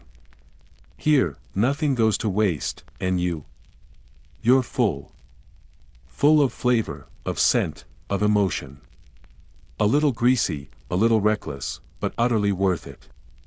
As you turn down a quieter alley, the last vendor is still there, waving and calling out, "Panis epitarum." Olive paste on bread, you wave back. Your belly is done. So is your heart. You've just wandered through a day in Rome, nibbling your way through its history, one bite at a time. It might have been street food, but in a city that never stops simmering. Where people cook and eat and dream and survive, that's the heartbeat. That's the flavor. That's the ritual of staying alive, and now we move on. There's more to see. But take it slow, won't you? That honey cake from earlier might not be sitting so quietly after all. The streets grow quieter as you leave behind the churning, tangled heart of Sabura. The sounds of the day, haggling voices, clattering footsteps, shouting vendors, and the thick smoke from sausage grills and scorched chickpeas, have dissolved behind you, fading into the air like scents from a fading memory. Rome, the mighty city, finally exhales. A breath as soft as a bird's wing brushing the surface of a river. It is now the deep night. The Romans had a name for this hour, vivid and precise, concubia nox, the time when debates are hushed, trials adjourned, political schemes shelved, and the weight of the empire's business slips quietly into shadow. Darkness reigns, as rightful and unquestioned as any emperor. You follow the stone-paved lanes, winding gently toward the Tiber River. Barges loaded with grain lie motionless in the still water, their outlines just shadows in the dark. Silent, as if sleeping too. But not everything sleeps. Where there is water, there is life. And in Rome, that means wine. Scattered along the riverbanks, the Papini and Thermopolia still glow, little hearts still beating in the city's chest after midnight. These are the taverns that stay open for the boatmen, the dock workers, and all the restless souls whose reasons for being awake are best left unasked. There is cheap wine. There is steaming food. There is the rattle of dice, low laughter, and the occasional hiss of an insult not meant to be overheard. Trouble lingers, like a shadow behind the door. And the meals here, well, they are not just for hunger. They are for filling something deeper between an empty stomach and a heavier regret. You duck into one of these Papini. It's narrow, with thick walls that feel carved into the bones of an old apartment block. Smoke and wine scent the air, not unpleasant, but familiar, like the breath of an old friend. The walls bear faded murals of Bacchus, god of wine, tangled in dancers and cracked amphorae. Perhaps it's a memory of grander days. Or a promise the tavern keeper never got around to keeping. The marble counter at the front is stained not from neglect but from decades of living, stained with spilled oil and the splash of countless drinks. Behind the counter, towering clay jars, sealed with beeswax or rough-cut stoppers, stand like slumbering giants. Inside might be wine. Or vinegar. Or some cloudy fluid no one dares to name, yet still drinks. Because. Why not? The man behind the counter, perhaps the owner, greets you with a wide, gap-toothed grin. 2 front teeth long gone, he nods at you like you've known each other in a past life. He gestures to the dishes laid out in worn clay trays, dark olives, hard-boiled eggs sliced in halves, lentils simmered with garum, that legendary Roman fish sauce so pungent it borders on boldness. But then, the star of the evening, Maridum, a garlicky cheese spread, mixed with sharp vinegar, gritty salt, and crushed herbs. It's slathered onto slices of hard bread so brittle that your first bite crackles like parchment being unfurled. This is not the kind of place senators frequent. But it's where porters, house servants, and wiry day laborers come to unwind. Here, you don't need a toga. You don't need a purse heavy with silver. Just a few copper coins. A dirty joke. And, perhaps, the ability to duck if a mug flies across the room. In the far corner of the room, a man drunk beyond reason bellows something about Carthage, then sneezes straight into his wine. No one bats an eye. At another table, a younger man is deep in a game of tally, dice carved from animal knuckle bones, playing against a teen who can't be older than 20. They throw the bones onto the table, eyes fixed on the jagged results, muttering oaths to the gods when fortune chooses to look elsewhere. Gambling, officially, is illegal in Rome, except during the holiday of Saturnalia. But in places like this, the law feels more like a mild suggestion, said out loud, promptly ignored. You raise your cup and take a careful sip. As expected, the wine has been diluted. Standard Roman practice. Drinking wine undiluted is considered barbaric, uncultured, something only wild tribes beyond the Rhine might do. Romans prefer a mix, often 2 parts water to 1 part wine. Sometimes even more water than that. The flavor? Earthy. A bit sour. A trace of smoky resin from the pine pitch used to seal the clay jars. And yet, somehow, it pairs perfectly with the maridum, its raw garlic warmth burning gently down your throat like an intimate whisper from a vanished world. There's an odd historical footnote you might recall here. Emperor Domitian once decreed a ban on planting new vineyards across Rome and the Italian countryside. He feared farmers would abandon growing grain in favor of more profitable grapes, potentially leading to famine. But the public paid little attention. In their world, wine was not a luxury. It was a necessity.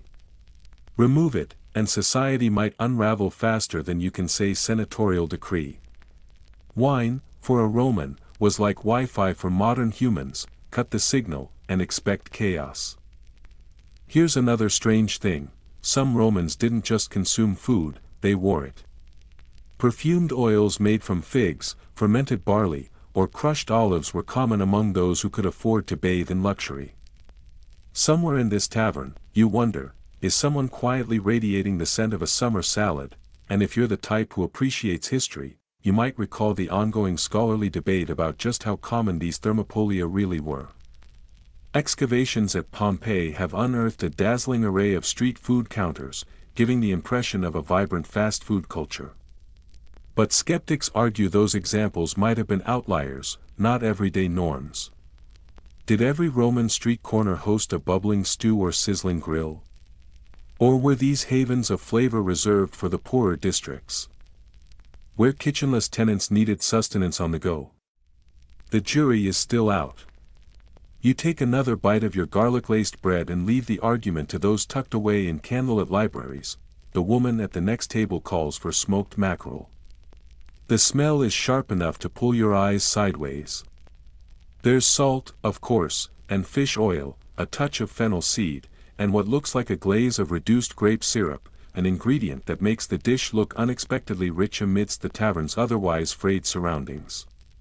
Her companion is digging into mashed chickpeas, dusted with coriander and, rather curiously, bits of charcoal. Not exactly a culinary innovation. More likely, someone just roasted it a tad too long. A scuffle nearly breaks out in the tavern when someone knocks over a wine jar.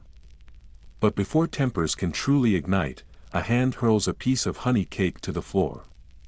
A simple act, but enough to soften the edges of rising tension.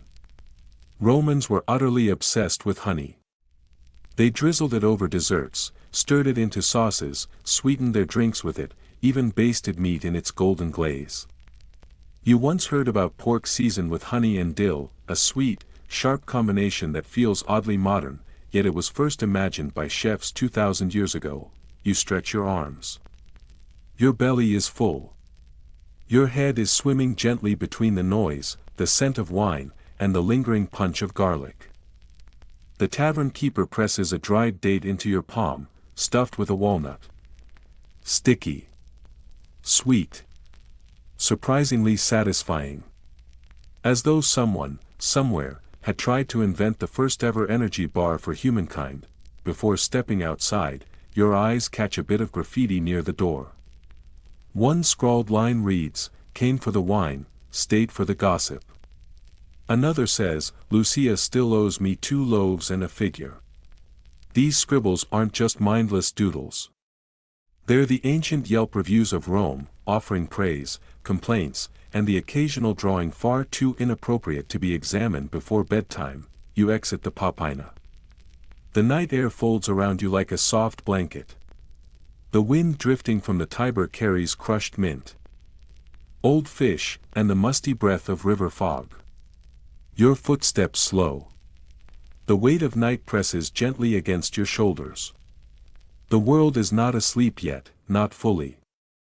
But its pulse has calmed, deepened, slowed, like a breath winding down after a long, long day. A dog darts across the alley, clutching a bone it likely spent all evening hunting down. From somewhere out there, in the dark, a flute begins to play, faint and wavering. Perhaps from a moored boat. Or maybe from a wakeful soul, singing their own secret lullaby. You think about the cheese spread. The smoked fish. That crackling bite of honey cake. The sticky date. Roman junk food, for all its odd smells and unpredictable flavors, possesses a personality. Each morsel tells a story. Every bite is an artifact, wrapped in traces of laboring hands, foreign soil, and the reckless culinary gamble of some cook long gone, and that shabby tavern, with its flickering oil lamp, slanted singing, and laughter mixed with curses half meant and half joked. It wasn't just a place to eat. It was a stage for everyday drama. A place of shelter. A reluctant comedy club. A confessional booth for sleepless souls drifting through the night. You wave one last time to the tavern keeper. He doesn't notice. Too busy pouring the next drink. You move on, feet tapping against chilled paving stones, your legs ache a little. Your breath still carries a trace of vinegar and goat cheese. But somehow, that's part of the charm. In Rome, street food never speaks of guilt. It speaks of survival. Of getting through the day. Of having something to hold, and just a bit of flavor left on the tongue, and you know what, you made it through today. You turn left into a winding alley, where the yellow glow of oil lamps throws long shadows across moss-covered walls. Ducking under a faded arch, its stone worn soft by centuries of sun and storm, your sandals tap gently across damp cobblestone still slick with midnight dew. Rome, at this hour, no longer echoes with the clamor of market cries or the clinking of cups from rowdy taverns. Instead, it hums with a different rhythm, slower, quieter. A sound not quite a sound, as though rising from the earth's ancient belly. You are drawing closer to the temples now, towering structures that loom like giants tasked with standing guard over history. Here, even the worst headache would not dare to scream. It would only whisper, "But you've not come to pray, nor to repent." No, tonight your pilgrimage leads to a different kind of sanctuary, a more earthly kind of divinity. You've come for a temple feast. For the Romans, gods were not only honored with incense and solemn invocations. They were also wooed with lavish meals. And often, the dishes offered at these banquets would make any modern dietitian gasp in disbelief. This evening, the air near the forum carries a heady scent, resin from half-burnt pine, the dusty ash of incense, and the toasty sweetness of malted cakes mingling into a fragrant veil. Traces of a recent festival still linger everywhere, like the final chords of a song that refuses to end. Perhaps it was a rite for Ceres. Or maybe for Vesta. No one says for sure. You stroll past wilted garlands, their petals strewn across the stones beneath your feet, mingled with mashed figs and bruised olives. These are not just debris. They are offerings, tributes to divinity. And, unofficially, a late-night treat for stray dogs prowling the sacred perimeter. There's one thing you can't deny about Roman religious festivals: they were grand, sometimes absurdly so. From processions draped in flags and flowers, to public games that lured roaring crowds, to sumptuous banquets so indulgent they could challenge the integrity of any waistband. Nothing about their offerings was half-hearted. Entire roast pigs were given to the gods alongside honey cakes molded into the shapes of animals. And of course, libum, a rich, dense cheese bread, sweetened with honey, sometimes topped with poppy seeds for an extra layer of flavor. Your eye catches a shallow stone basin. Perhaps once it held sacred wine, diluted for the purpose of ritual libations. Romans rarely drank wine neat. Even Bacchus, god of the vine, discouraged it.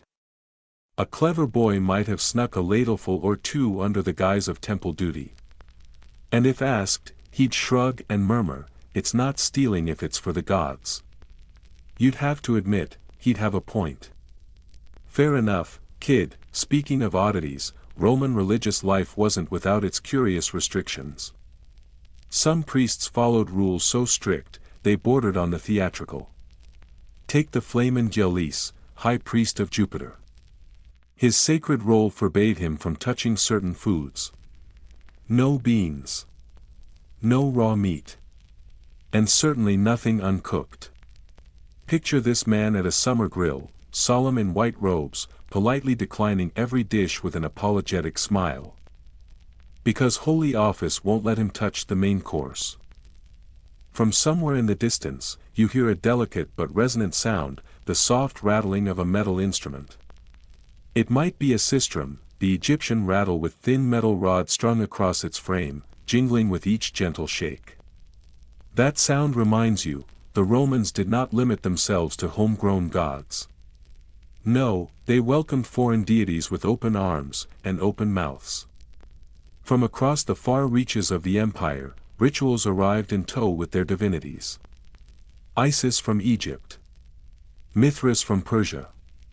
Cybele from Anatolia. Each god brought along their own rites, their own food, and their own flair to the imperial city. The temples of Rome, in some sense, were international banquets. Flatbreads from Syria. Sweet wine from Greece. Richly spiced roasts from North Africa. All of them sacred. All of them edible, of course. Not every temple feast was divine in flavor. Sometimes the offerings sat out too long under the scorching sun and turned leathery. Sometimes apprentice priests mismeasured the seasonings, turning dishes into ordeals for the tongue. Sometimes the pigeons arrived before the worshippers. And sometimes, let's be honest, people showed up for one simple reason: free food. Modern scholars still debate the true purpose of these public temple banquets. Were they deeply sacred acts of communal piety? Or were they state-sponsored crowd pleasers, designed to keep the peace and quiet the grumbling bellies of the masses? The truth, as with most things Roman, is probably both. Rome was ever a city of devout pragmatism, where gods were worshipped with genuine awe, but also with careful political calculation. Often, the two were folded neatly into the same loaf of bread. There's an old joke scrawled on the wall of a temple near the Aventine Hill: the gods eat first. If they're full, we get the leftovers. Meant as a jest, yes, but also a fairly accurate summary. Sacrificial food, after the ceremony, was often redistributed to the crowd. Whatever wasn't burned or ritually anointed would be chopped, cooked, and served. A kind of divine stew. Leftovers, yes, but sacred leftovers. A buffet for the gods. And for the poor, perhaps the only warm meal they'd receive that month. Tonight, the air still holds a trace of burnt laurel, perhaps from a ceremony held earlier that evening. You picture the scene in your mind: priests draped in thick white wool togas, chanting in such ancient Latin that even Cicero, resurrected from the grave, would need subtitles. Hands pouring honey into bronze bowls while nearby, others press animal shapes into soft dough for the ceremonial cakes. Those cakes are called struvi. Deep fried in oil and soaked in honey, they are the ancient world's answer to the modern donut, though flatter, rougher, more rustic. Some are topped with sesame, others mixed with fresh cheese. Many are made with spelt, the humble grain of the Roman pantry. They are blessed before being eaten. You bite into one handed to you by a weary vendor packing up her cart after the festivities. She smiles, tired but content. The taste is sweet and earthy. The edge crackles pleasantly between your teeth. Not bad at all, especially after all that wine and garlic. She winks and says, "The gods won't mind if you enjoy it too." You're not sure if it's a quote from an ancient scripture, or simply the words of someone who genuinely loves her sweets. Among scholars, a quiet debate still flickers, whether or not hallucinogenic herbs played a role in certain temple festivals. Not the kind of wild intoxication you'd find at a baksheek rite, but something gentler.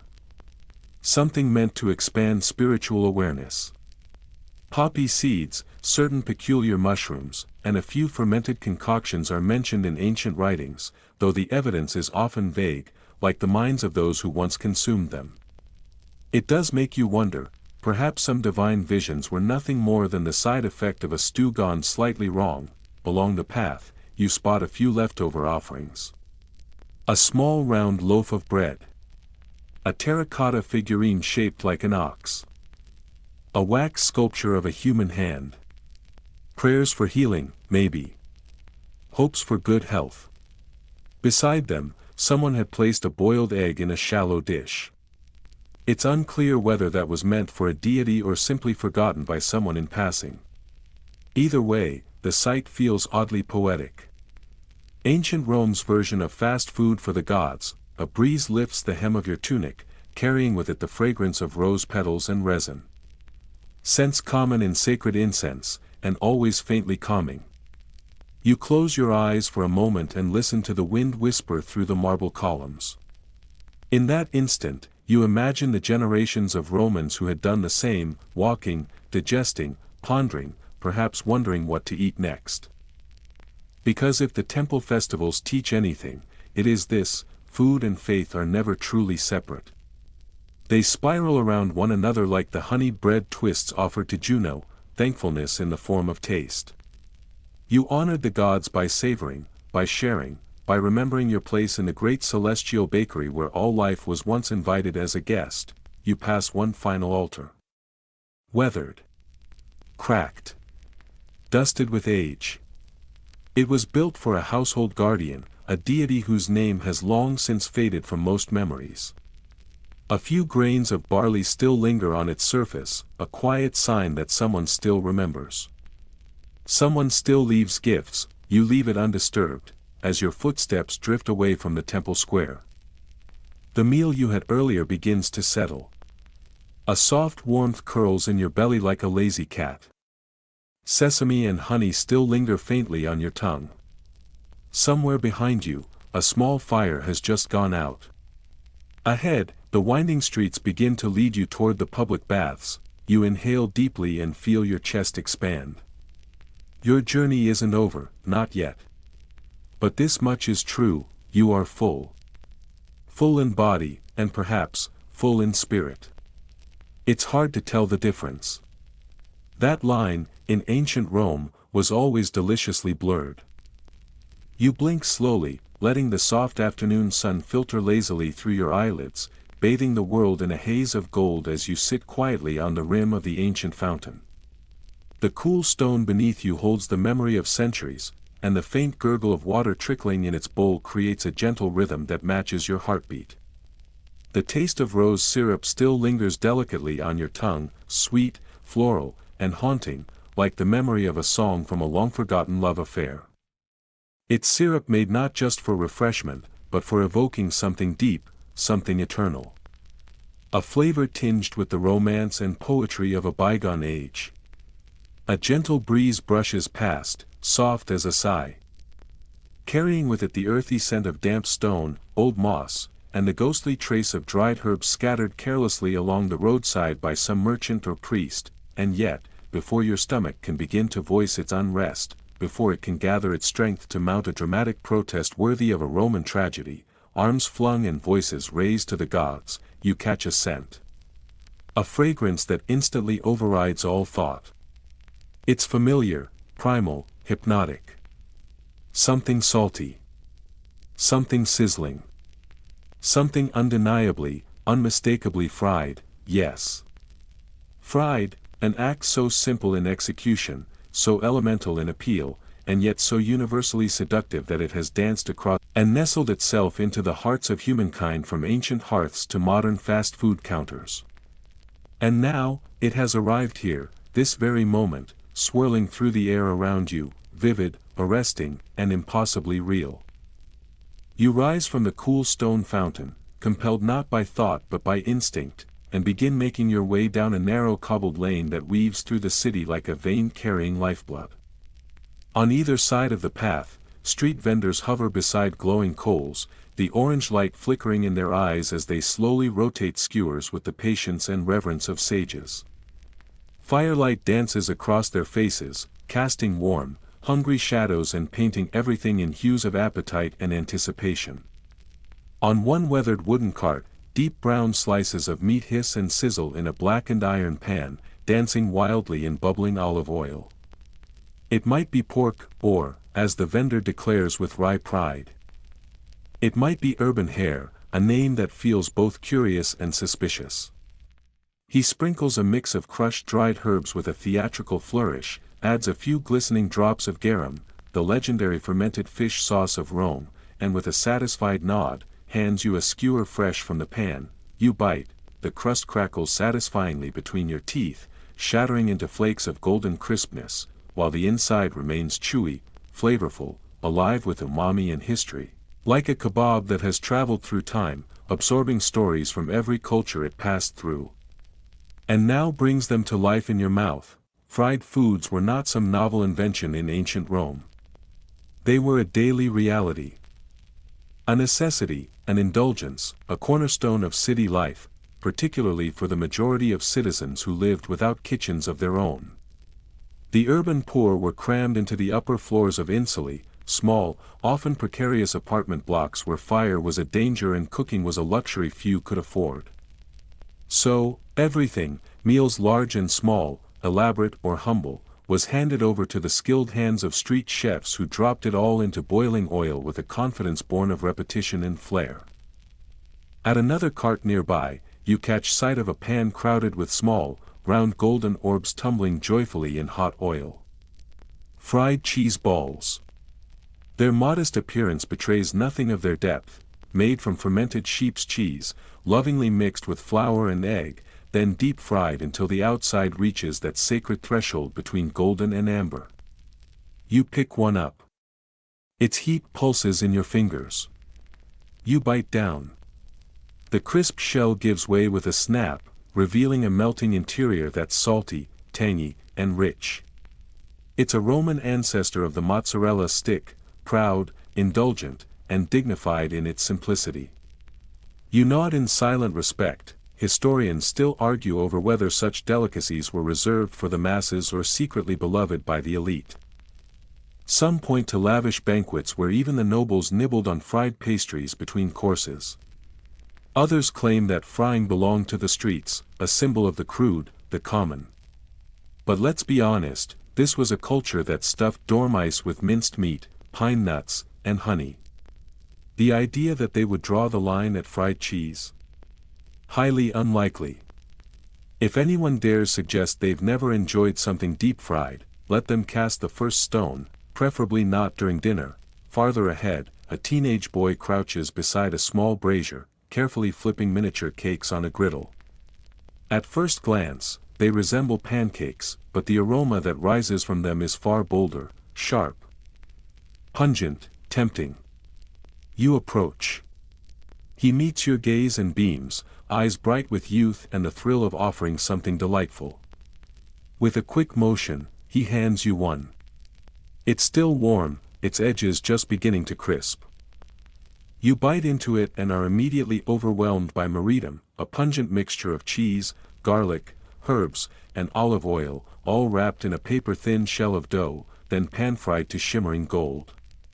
The flavor explodes in your mouth. It's bold, defiant, unashamed. You can almost hear the voice of some long-dead poet chuckling in approval. Nearby, a woman stands over a wide, bubbling cauldron, ladling thick batter into the oil with rhythmic precision. Her batter, she tells you, is made from spelt flour, an ancient, nutty grain, combined with eggs and sweet wine. The result, tiny golden fritters, the distant but unmistakable ancestors of modern donuts. Once they are perfectly puffed and crisped, she rolls them gently in a blend of crushed anise seed and poppy. You take one. Then another. The crust is whisper-thin and crackles like brittle leaves in autumn. Inside, the center is soft, moist, infused with just a hint of licorice and warmth. It's like catching a whispered secret in a long-forgotten language. You smile, licking sugar from your fingertips, silently acknowledging the undeniable truth: time travel, for all its wonder, does not include improved digestion. On the stone steps of an old temple, a man balances a tray with practiced ease. It's filled with something that looks uncannily like a primitive version of the Hot Pocket. You raise an eyebrow. He shrugs. Mushrooms stuffed with spiced breadcrumbs. Fried in goose fat. He offers one. You accept. You bite. No regrets. The texture is velvet, the flavor decadent, the richness of the goose fat wrapping itself around the umami of the mushrooms like a blanket. It tastes like something written in verse, dense, deep, poetic. Somewhere in the distance, the clear, resonant twang of a lyre rises above the murmur of conversation and the hissing of oil. A festival is clearly underway. You follow the sounds to the square, now alive with color, laughter, and movement. People dance, sing, barter, shout. In their hands, fried libum, cheesecakes once offered to household gods, now a sweet street dessert. Honey runs in golden rivers down wrists and chins. Children whirl in dizzy circles, cheeks flushed, sleeves sticky, eyes wild with sugar-fueled joy. You pass pyramids of fritters stacked like treasure, dusted with ground fennel root, each bite a reminder of how festivals make gluttons of saints and poets alike. A man nearby chews something suspiciously dark and glossy. He notices your gaze, turns, and offers one with a grave nod. Deep-fried fig, he says. Stuffed with pine nuts and goat cheese. You take a bite. It is an avalanche of flavor, earthy, rich, slightly bizarre, and absolutely unforgettable. It tastes like something dreamed up by a mischievous god, equal parts divine and absurd. You chew in silence, unsure whether you understand it. But you know one thing: you want another. Of course, not every dish is divine. A cheerful woman offers you her specialty, fried beef lung. You accept a sample out of sheer politeness. One bite. It's chewy, smoky, strong, and tastes like it's daring you to judge it. You place it gently aside, bowing slightly in thanks, and retreat at a pace that suggests admiration and tactful escape. In a quieter square, removed from the festive chaos, an old man tends a small vat of oil with solemn dedication. He hums a tune older than the city itself, dropping in tiny dough shapes molded like fish. They contain no seafood at all, just dough, seasoned cleverly with fish sauce and powdered seaweed. You try one. The taste is uncanny. An illusion. An edible masquerade. And it works. Finally, you reach a stall where twisted strips of dough, crispé, sizzle merrily. They're like curly fries from another dimension, coated in honey or reduced grape syrup. Children swarm around, laughing, sticky, wild-eyed. You take one. It shatters. It sings. It is sweet, whimsical, and strangely modern. You look up. The skyline of Rome sways gently beneath the spiraling smoke of oil fires. Your tunic smells of frying oil and sheep cheese now, an aroma that sticks, impossible to wash out, and strangely comforting. Still, you smile. There is something elemental, something deeply human about it all. Fried food is its own language. A language of comfort, of celebration, of community. A language that needs no empire to survive, one last cart beckons. Two women, laughing, prepare something absurd, empty eggs. They remove the yolks from quail eggs, mix them with herbs and breadcrumbs, then pipe the mixture back in before frying the entire thing. It is ridiculous. It is brilliant. It tastes like a deviled egg trained in Pompeii and reborn to conquer the world. You savor the last bite of egg in the fading light. A quiet thought brushes across your mind: these were the secret treasures of everyday people. Greasy, clever street snacks, passed between friends, hidden in pockets, eaten in stolen moments. History, you realize, was written by senators and generals, but fried food? Fried food belongs forever to the people. And so, with your belly full and your fingers dusted in crumbs, you step softly into the lengthening shadows of the ancient city. Rome may have fallen, but its snacks, unforgettable. The next morning, you awaken in a small room, where soft sunlight filters through a narrow slit in the shutters. The scent of frying oil still clings faintly to your fingertips, as if the memory of last night's mysterious feast had refused to leave your body. Sweet, salty, smoky, and a hint of spice still lingers on your tongue, making you swallow hard. And even though you barely slept through the night, you feel oddly alert, in a very Roman kind of way. Rome has been awake for hours. This city doesn't sleep in the usual sense. It merely shifts into a new state of chaos, faster, louder, more alive. From far off, the sounds roll in: hurried footsteps, vendors shouting across crowded streets. Metal clashing against stone, the clatter of wooden carts bumping over smooth paving slabs. The whole city seems to run on just two things: disorder and starch. You stretch, yawn wide, and leave behind your thin blanket. Stepping outside, a sudden fragrance envelopes you. Warm, sweet, inviting, bread, fresh from the oven, perhaps brushed with honey. Your stomach growls instantly, as if it, too, remembers this food. Here it is, another ancient culinary passion waiting to be rediscovered: Roman baked goods. But you know better than to expect anything like the cozy artisan bakeries back home, where a barista calls your name atop an oat milk latte. There are no flaky croissants here. No elegant cronuts, no lovingly fanned slices of avocado atop sprouted grain toast. This is Rome.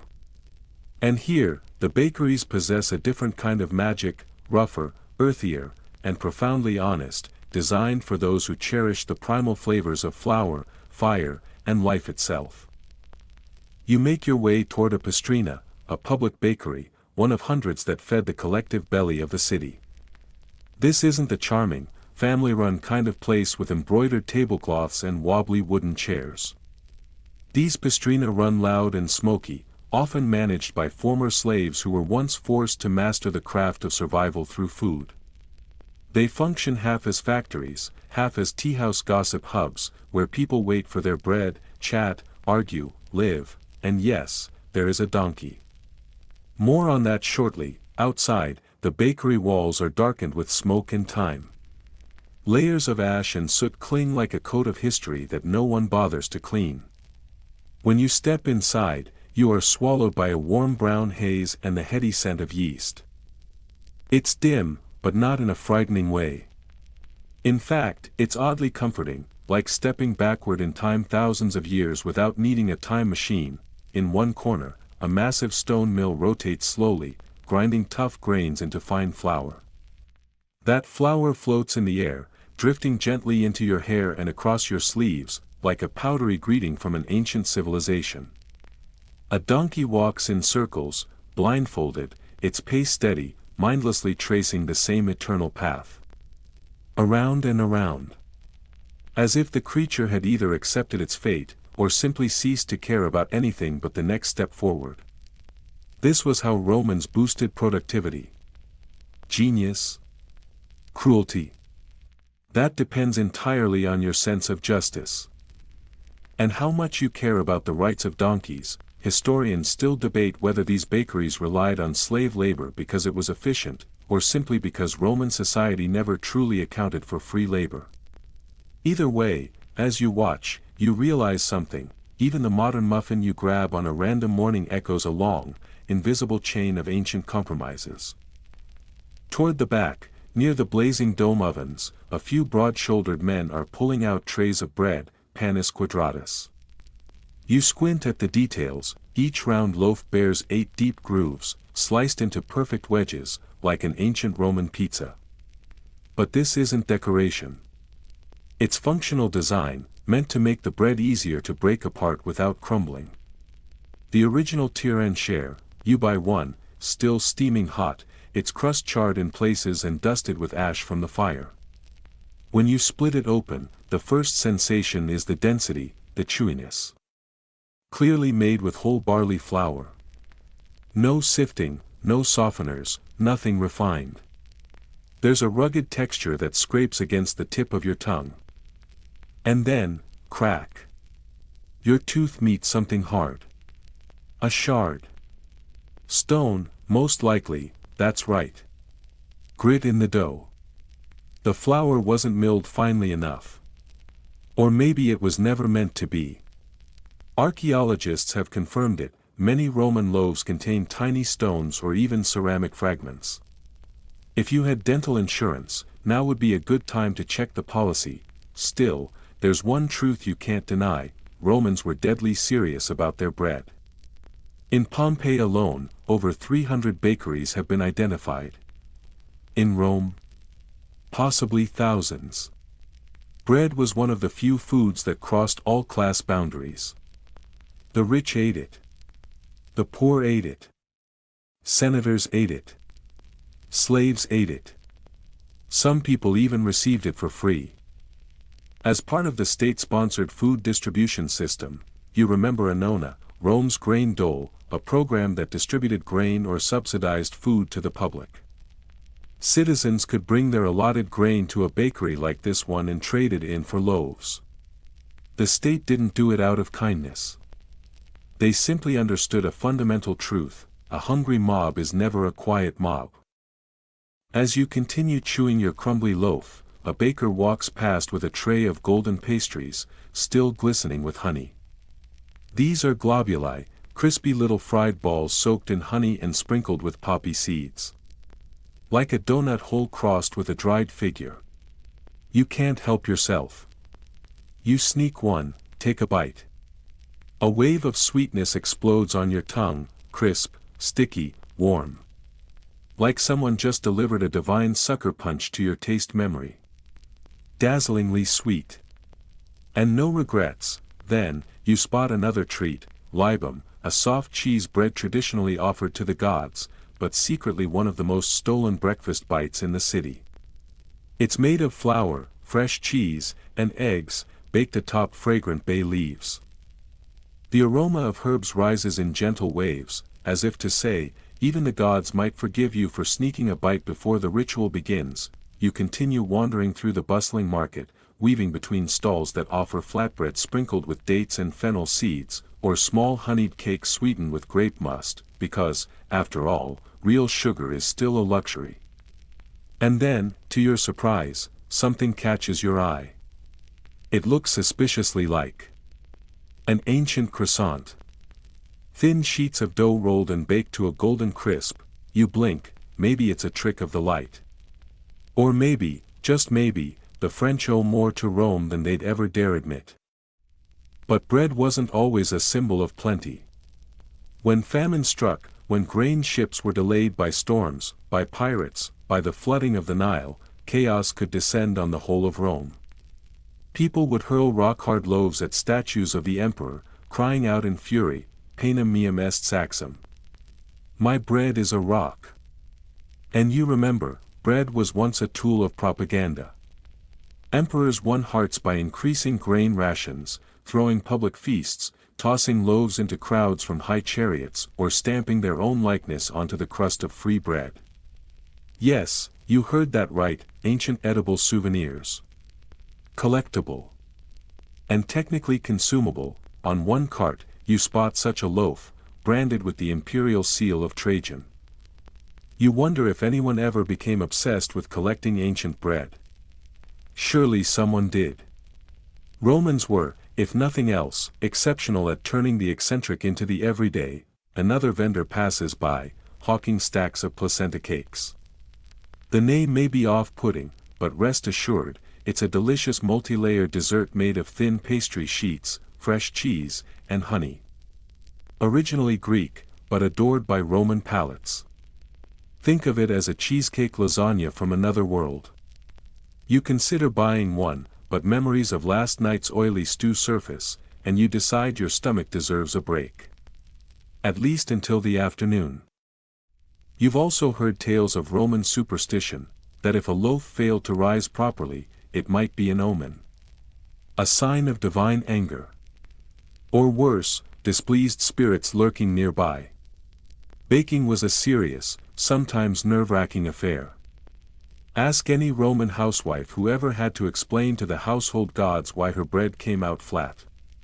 The stakes were higher than just culinary pride, and so, you sit down on a cool marble step, nibbling a loaf dense enough to exfoliate your gums, the lingering sweetness of grape honey still on your tongue. People flow past you like water around a stone, every face, a story. Every loaf of bread. A fragment of survival, of flavor, of politics, of powdered grain. The sun is now high. The baskets are thinning. The donkey keeps plodding in eternal circles, like a fluffy Sisyphus. And you? You're dusty, full, and just a bit wiser about Roman baking than your friends back home still eating toast in their pajamas, and you know what? Even if Rome were to fall one day, somewhere, someone will still be sitting beneath the moonlight, selling sticky honey cakes to the tune of braying donkeys, arguing passionately about how their grandmother made barley bread the right way. You gently brush a few lingering crumbs off your tunic, or rather, off the imaginary tunic you've been wearing in your mind, then step away from the busy bakery street, thick with the warm scent of roasted grain and olive oil. You slip into a narrow side alley, letting the tall, dust-streaked walls close in around you, guiding your steps deeper into a hidden corner of Subura, the beating, breathing underside of Rome, where the real lives of the working poor unfold each day. Subura is nothing like the Forum. There are no gleaming marble blocks, no proud columns stretching skyward. Here, alleys coil like tangled string, buildings huddle in crumbling layers, and green mold claims its territory wherever it can. And yet, it doesn't feel grim. Quite the opposite. The place is alive to the point of suffocation. Everything here moves, everything speaks, and everything smells. Oh, the smells. The sour tang of sweat, the rot of trash, the savory punch of grilled meat, the thick damp of clogged drains, the sharp bite of crushed herbs, and other aromas better left unnamed. Still, there's no need to be alarmed. At least not today. You won't be dining on rat, though it wouldn't be a first for some. But set aside your horror for now. Because if you thought Roman food was all about hearty stews, golden fried snacks, and rustic loaves, you're about to step through a curtain into another dimension entirely. An underworld of flavors where forgotten ingredients, discarded scraps, and nameless leftovers are reimagined into things that are, almost, edible. Like any megacity struggling to feed millions, Rome couldn't afford to be picky. It had to be flexible. And creative. Astonishingly creative. You pass a street vendor hunched over a giant iron pot, where something thick and grayish bubbles and steams. The scent is earthy, almost medicinal. You squint at the stew, a viscous, lumpy slurry of doughy shapes and perhaps meat, or is that root vegetable? Hard to tell. This, you realize, must be pulse, a staple porridge for Rome's working poor.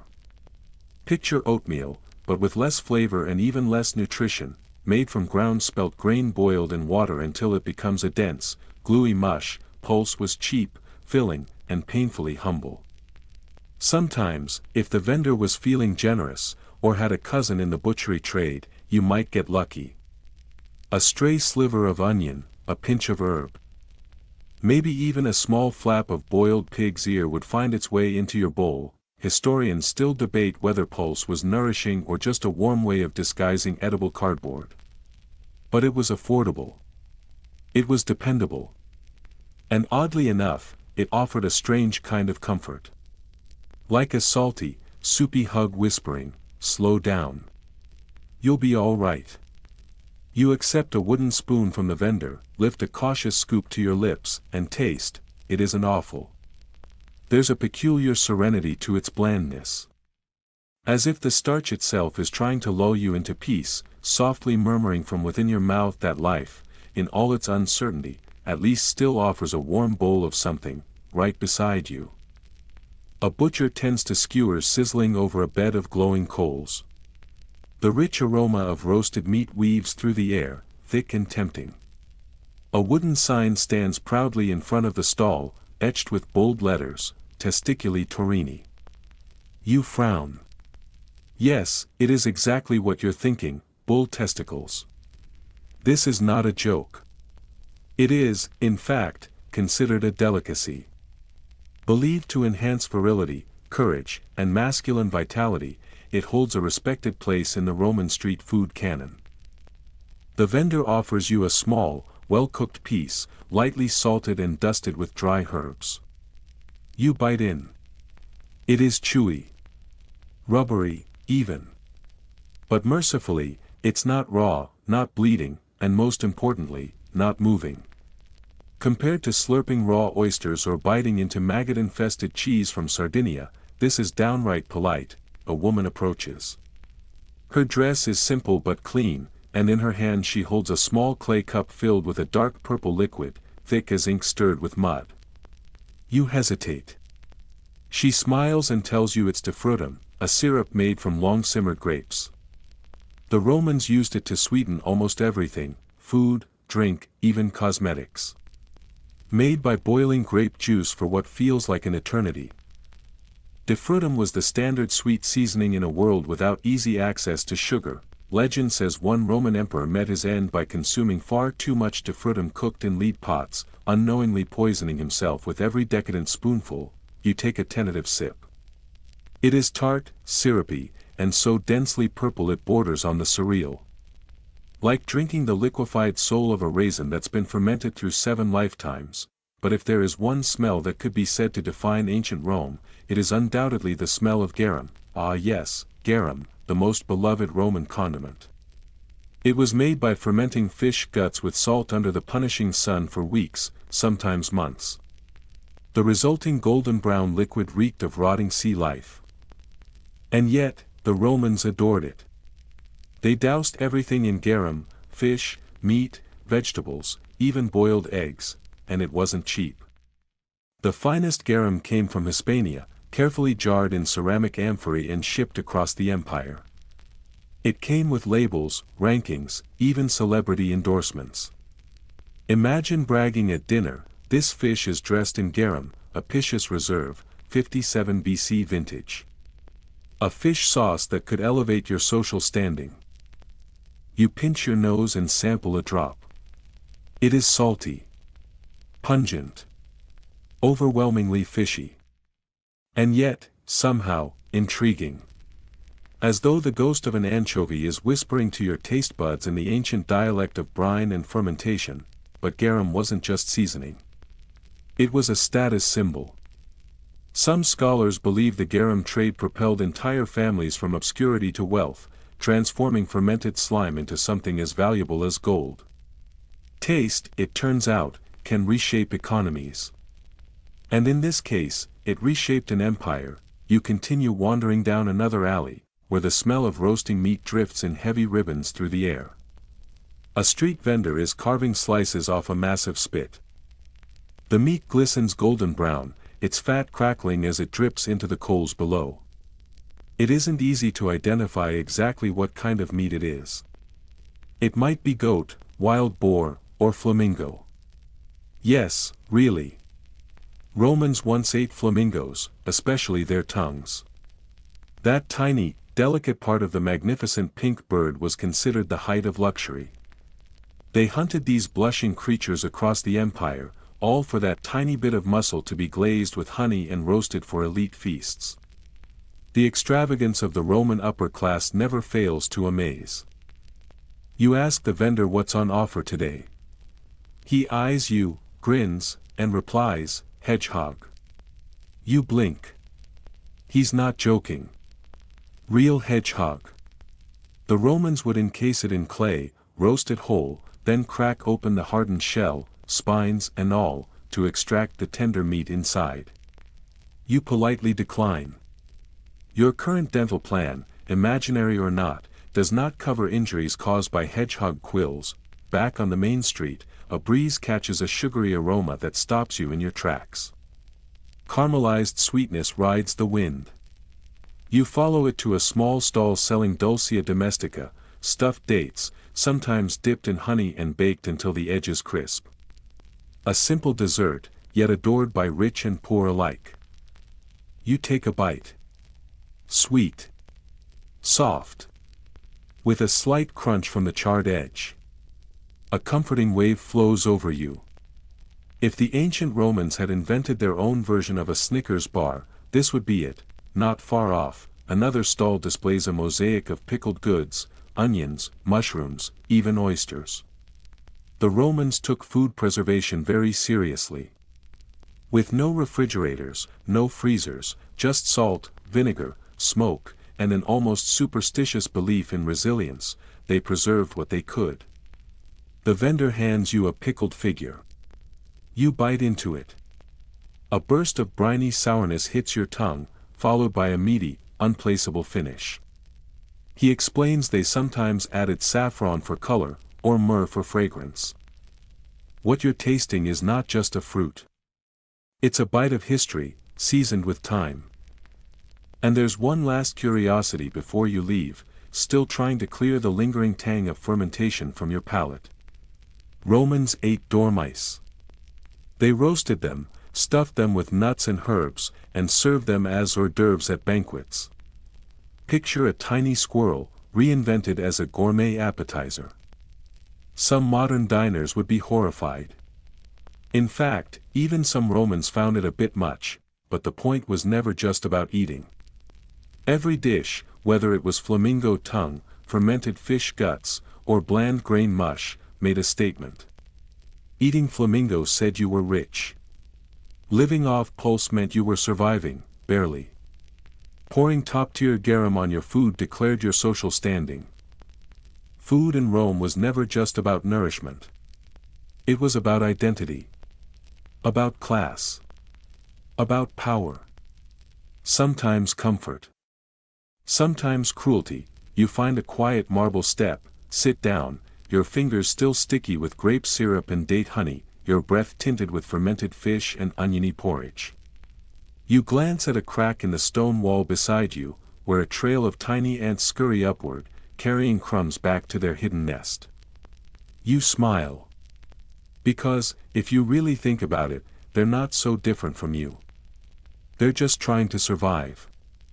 Like you. Like everyone in Rome. You lift yourself gently from the cool marble ledge that had kept you suspended somewhere between the fullness of your belly and a foggy, half-formed philosophical crisis. With a groggy stretch, you yawn. Inside you churns a bizarre medley of food, each item leaving behind an unresolved existential question. Your eyes still flicker restlessly across the flowing crowds on the street below, as if, just maybe, if you stare long enough, you'll unravel the secret of the universe. Or at the very least, find a dessert more palatable than dormouse pâté, but Rome does not stop. Not for you. Not for anyone. Not even for your strange internal dilemmas.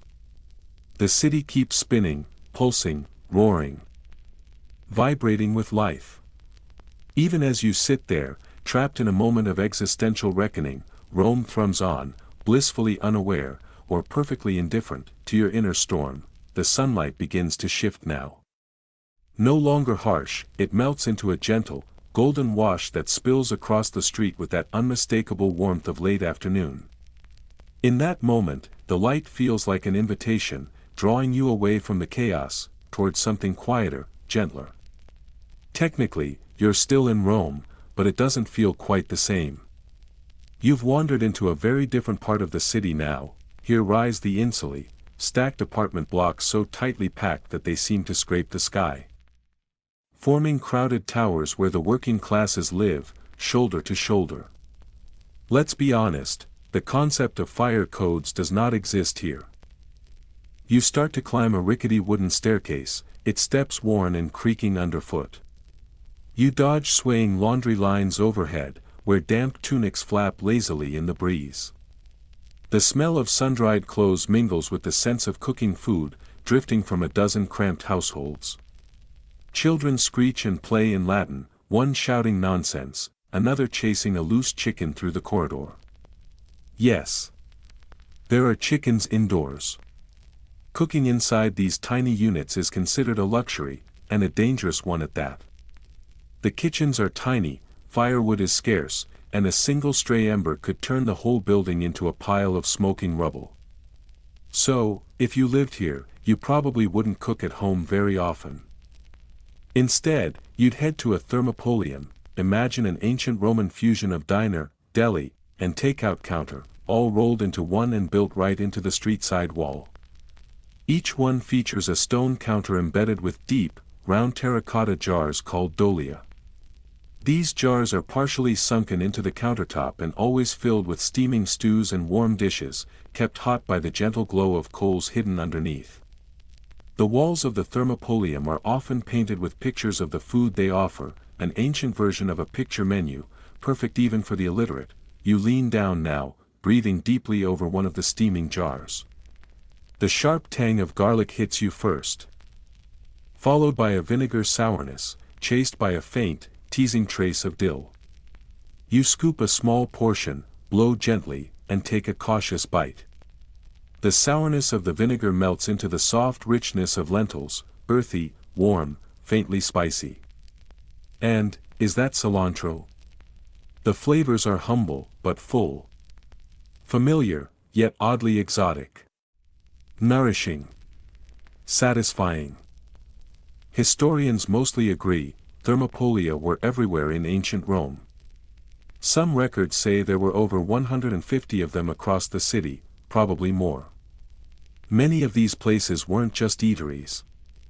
They were buzzing hubs of daily life, gathering spots where people came not only to eat, but to drink, gossip, gamble, or get into loud, dramatic arguments over a mistakenly claimed cut of meat. Tonight, your dinner companion is an old man perched cross-legged on a weathered wooden crate, clutching a bowl of soup and chuckling to himself.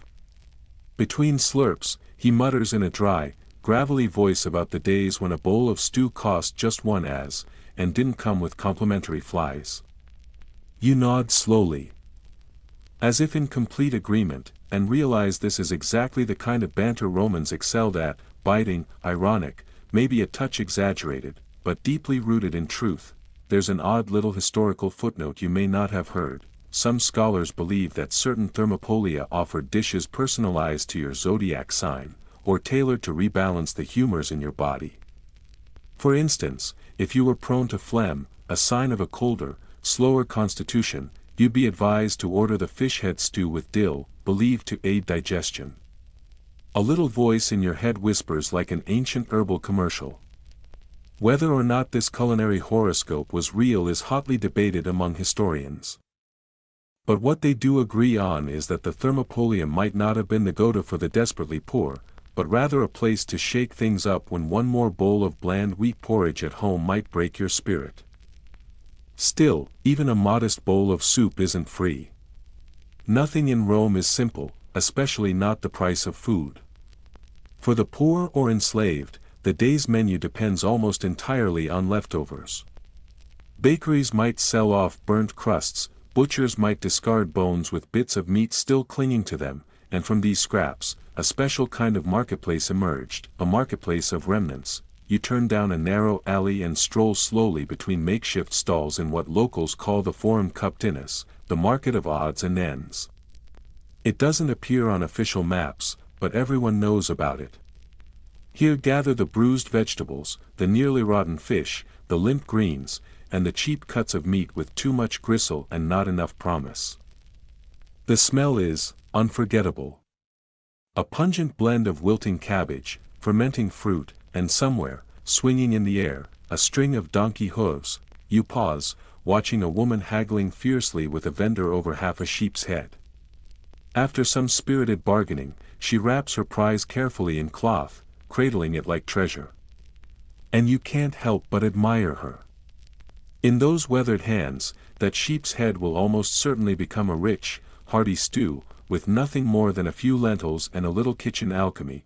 For those truly down on their luck, there's one last safety net: free bread. The Roman government, ever wary of unrest, maintained a public grain distribution system known as the annona.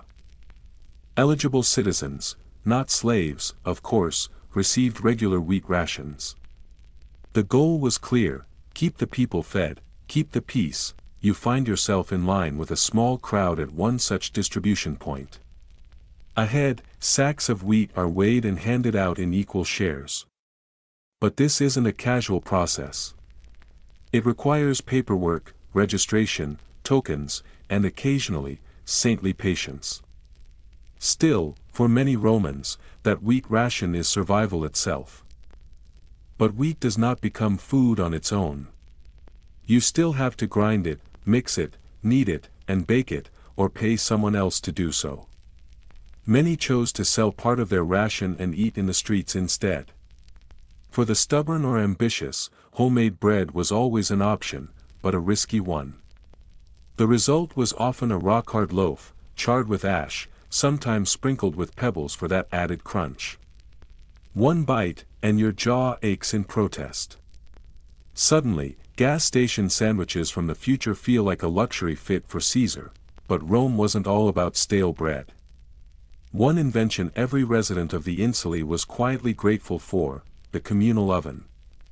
With no kitchen and little firewood, families would prepare their dough and bring it each week to a neighborhood oven, hoping the man tending the fire would bake it for them. Picture yourself carrying a clay basin full of dough each Tuesday morning, sourdough starter made from scratch, wishing the coals were steady enough this time not to burn the crust. Of course, your flour was 80% barley this year, and technically, you still owed the oven master a meal of fish. These ovens were more than practical. They were the heart of the neighborhood. People gathered, chatted, gossiped about taxes, or whispered enviously about someone's new tunic. It makes perfect sense, then, that an archaeologist once discovered a bit of graffiti carved outside a bakery: best loaf in Sabura. Ask for Felix. Strange and sweet, like an ancient Yelp review carved in stone, you stroll past a small stall where whole fried fish lie stacked in rows, their tiny, gleaming eyes still staring into the void. The vendor grins and tells you they're aphia, minuscule fish, flash fried until golden and crisp. You pop one into your mouth. Crunchy, salty, faintly fishy, oddly addictive. That little fish seems to gaze up at you from inside your bite. Nearby, another customer sprinkles some vinegar and garum, Rome's infamous fermented fish sauce, onto their fish, then turns to you, beaming. Breakfast of champions, they say. You nod in agreement, both impressed and slightly disturbed. Speaking of vinegar, one cannot ignore the most common drink of Rome's working class: pasca. A blend of water and diluted vinegar, sometimes flavored with herbs, fruit, or, on very lucky days, a handful of snow for chilling. It wasn't just a thirst quencher. It was often safer than regular water, which was frequently suspect. That said, it wasn't exactly pleasant. You tip a bit of it into your mouth. Sharp. So sharp it's as if you just bit into a lemon and then tumbled face first into a limestone quarry. And yet, it's cool. Refreshing in a way that makes your tongue question every life choice you've made so far. The sun is now sinking behind Rome's jagged rooftops. You walk through the softening light as vendors pack away their wares. A baker brushes off the last scattered lentils. Someone hums a wildly off-key song about olives. Another person, unimpressed, throws a cabbage at the singer. It's all chaotic, nonsensical, and oddly peaceful. You pause for a moment and inhale deeply. The scent of fried fish, sharp vinegar, and damp stones rises from the street. And it's in this strange, twilight hush that you feel something utterly unexpected. you're hungry again. Your stomach begins to growl as night descends, like a tired gladiator who's grown weary of fasting after a long day's battle. Without hesitation or logic to hold you back, you let yourself be led by the sweet aroma drifting through narrow alleys dimming with dusk, mingling with the flickering lamplight and the hesitant rustle of the day's final footsteps. Rome may be quietly closing another chapter in its colossal book of time, but here, among ancient paving stones and vine-draped walls, one thing is still very much awake: dessert never sleeps, and yes, the ancient Romans had dessert. Though it bore little resemblance to modern trays of tiramisu overflowing with mascarpone or panna cotta soft as clouds, they still knew how to charm the palate with something sweet.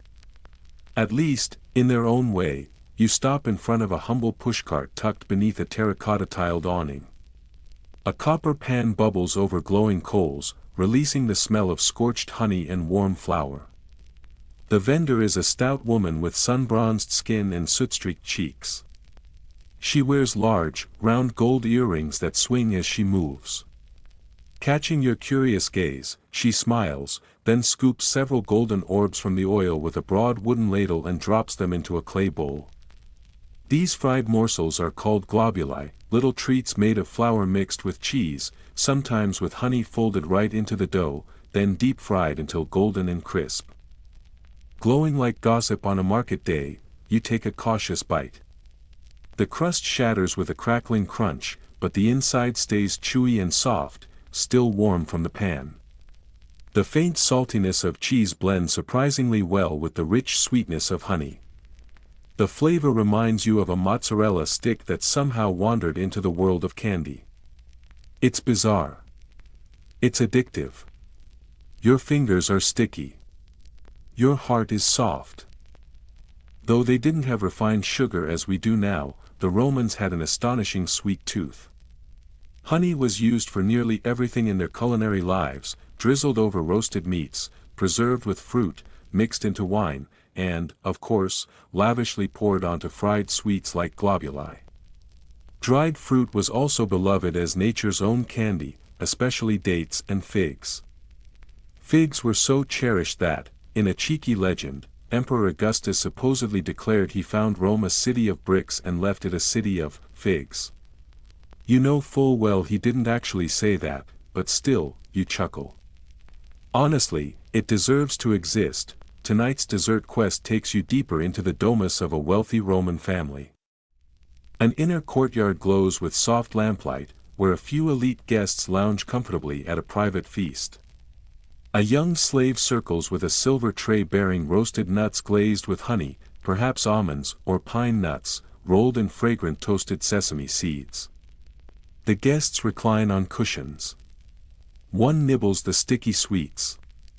Another plucks at a lute, though with such poor rhythm that you're not sure if it's music or the sound of a tortured instrument pleading for mercy. Another guest gestures dramatically at a glistening roast peacock, as if the bird had gravely insulted his leather sandals. Of course there is wine. In Rome, wine flows through every meal, from morning light to midnight musings.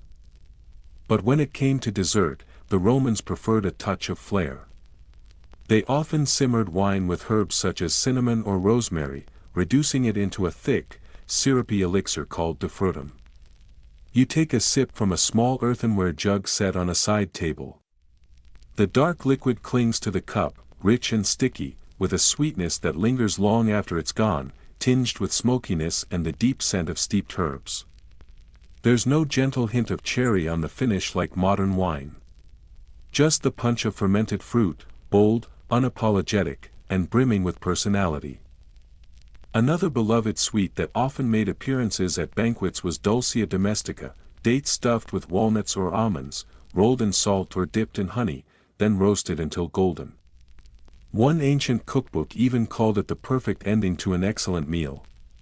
You watch as a guest takes a bite, then immediately gulps a large swig of wine to chase it down. Apparently, this treat requires some acclimation. It's salty, it's sticky, and unexpectedly crunchy in places you didn't expect.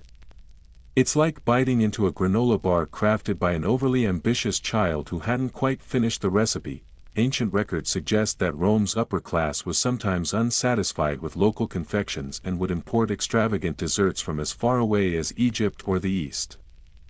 Cantaloupe soaked in syrup, cinnamon bark, and ginger preserved in honey were considered the height of culinary luxury. Picture a host unveiling a ripe imported melon while guests nibble on roasted almonds. It's the ancient equivalent of someone pulling out a $90 gold leaf cheesecake at a high school potluck. And here's a charming little detail: Romans truly believed that dessert aided digestion. In fact, there was an entire nutritional theory claiming that finishing a meal with something sweet would close the stomach. Sounds like science, doesn't it? Kind of like the excuse you use to justify a post-dinner brownie: I have a separate stomach for dessert. Come on, admit it. Who doesn't? By the time you wander back onto the cobblestone street, your hands are sticky with honey and your heart feels strangely warm. The stars above twinkle gently. Somewhere in the distance, a dog is barking at a passing cart, and a voice slurs a tune just slightly off-key, someone who's definitely had one cup too many. You're not quite sleepy yet, so you follow the flickering torchlight toward a nearby tavern. These taverns, known as papyni, were common throughout Rome, especially in working-class neighborhoods. Unlike the more refined coponi frequented by merchants and travelers, papyni were the domain of laborers, gamblers, and those who viewed dice-throwing as both an art and a public sport. You push open a heavy wooden door and are immediately enveloped in cheerful noise, overflowing goblets of wine, and the unmistakable aroma of stew, reheated so many times that it's difficult to tell what's in it anymore. Tonight's menu is simple, yet oddly satisfying: thick bean soup, boiled sausages strung on a rope, wine watered down to near invisibility. Don't expect much, it's the cheapest kind. And something that looks suspiciously like grilled cheese. But no, it's actually maridum, a rustic blend of fresh cheese crushed with herbs and garlic, typically eaten with tough, stale bread. The man next to you dips his maridum into the wine, takes a hearty bite, and chews with the serene joy of someone tasting the soul of Rome. You watch in silence, privately intrigued and mildly judgmental. To this day, scholars still debate whether the papyni were simple taverns or dens of moral collapse. Some texts describe them as warm, communal spaces where everyday Romans shared food and stories. Others paint them as shadowy hubs of vice, conspiracy, and illicit dealings. Perhaps both are true. Imagine the love child of a dive bar and a crowded sidewalk cafe, Rome's answer to chaos and comfort wrapped in one. You settle into a dim corner of the tavern. In front of you sits a coarse little cake made from millet and dates. It's dry, crumbly, not especially appetizing. But then, your neighbor dips it into their wine and raises an eyebrow with smug satisfaction, like they've just uncovered the secret to eternal life. You try it. And to your surprise, it isn't half bad. A few tables away, someone is performing a silent play using a wine cup and a hunk of bread, a theatrical disaster you generously label avant-garde street mime. Burps punctuate every act. The crowd cheers like it's a festival. You laugh, bite down on your crumbly cake, and think maybe, just maybe, it's time to head back to bed. But first, there's one last thing to try. You leave the tavern, slipping through a narrow alley out back.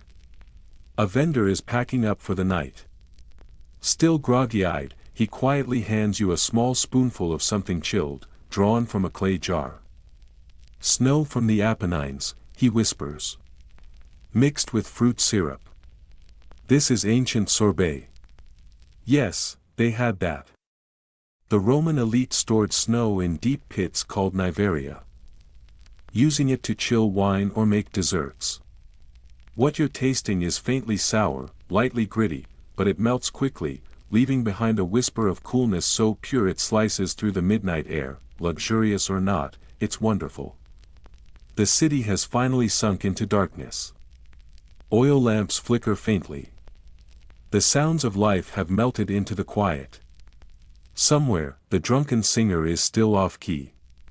But you stand here, lips stained with syrup, hands still sticky with honey, and inside you hums a quiet truth: that Rome, in all its madness and contradictions, is finally drifting to sleep. You've gone from humble bean stew to icy sorbet. From vinegar water to honey-glazed figs. You've tasted dishes fit for emperors and scraps meant for beggars. And yet, every flavor wove together into something unmistakably Roman, layered, intense, a little strange, and entirely unforgettable. One last globulus. One last sip of defrutum. The night is full. And the stars above you remain. Now, it's nearly time for sleep. Now, you wander through taverns growing quiet, their once boisterous laughter now fading into the warm embrace of ancient stone. The evening din has mellowed to murmurs, the clinking of cups has slowed, and the hum of conversation now trails off like mist. Market stalls begin to shudder with a rhythmic thud, and the glow of their lanterns flickers, then dims one by one. Your footsteps glide softly over smooth paving stones, worn to a sheen by centuries of sols, weaving through the silent heart of the eternal city. Above you, a dusting of stars begins to unfurl across the great dome of the sky, the night air polished clean by the day's heat. A silken mist drifts lazily between tiled rooftops and colonnades, curling around pillars and eaves like spun thread, too fine to grasp. And still, deep within your belly, the memory of that strange and unforgettable feast lingers with unexpected clarity. The sharp sting of fermented garum still haunts your tongue, the golden syrup of honey-glazed fritters clings to your thoughts, and the ancient, tannic wine, bitter, musky, layered with shadows of history, rests heavily on your palate like the final verse of an epic poem. The air has cooled since sunset, no longer carrying the warmth of sun-baked marble. The faint slap of sandals on stone now echoes with a dreamlike hush, each footfall softened by the velvet quiet that only true night can bring. This is the hour of ghosts, the time between breath and slumber, when even the laziest dogs have curled into tight, snoring bundles beneath carts and stairwells. Their breathing slows to match the pulse of the sleeping city itself, deep, deliberate, enduring. And yet, in this hushed hour, one last corner of Rome's culinary world remains to be explored. Not the elaborate offerings of feasts or the seductive charm of fried delicacies, but leftovers. Not merely the remnants of a meal, but the remains of those very remnants, the scraped, the boiled, the reused. The Romans, masters of practicality and survival, took what others might discard and transformed it into something nourishing, even meaningful. These were not delicacies. They were necessities. Yet somehow, within their humble shells, they carried quiet stories of ingenuity and endurance. Straight ahead, the outline of a towering insula rises before you. One of the many brick-red apartment blocks that dot the city. It looms like a tired giant in the gloom. Rickety wooden staircases and warped balconies cling to its face like crooked veins, offering passage to 1,000 lives stacked upon one another. Within these walls, behind doors barely wide enough for breath, lived Rome's laboring class, slaves, immigrants, water carriers, apprentices, people who burned their fingers on calluses and fell asleep before their heads hit the pillow. These rooms knew no windows, no kitchens, no luxury of fire. Meals were shared, scavenged, invented. You inhale deeply. The air here is heavier, thick with the scent of humanity and heat. Yet from the shadows drifts a specific aroma, sharp, sour, oddly soothing. It rises from a dark, bubbling pot balanced atop a low charcoal stove, surrounded by soot-blackened bricks. You draw closer, peer through the shimmer of rising heat. Inside simmers pulse, the thick barley porridge that fueled the bellies of Romans across every class.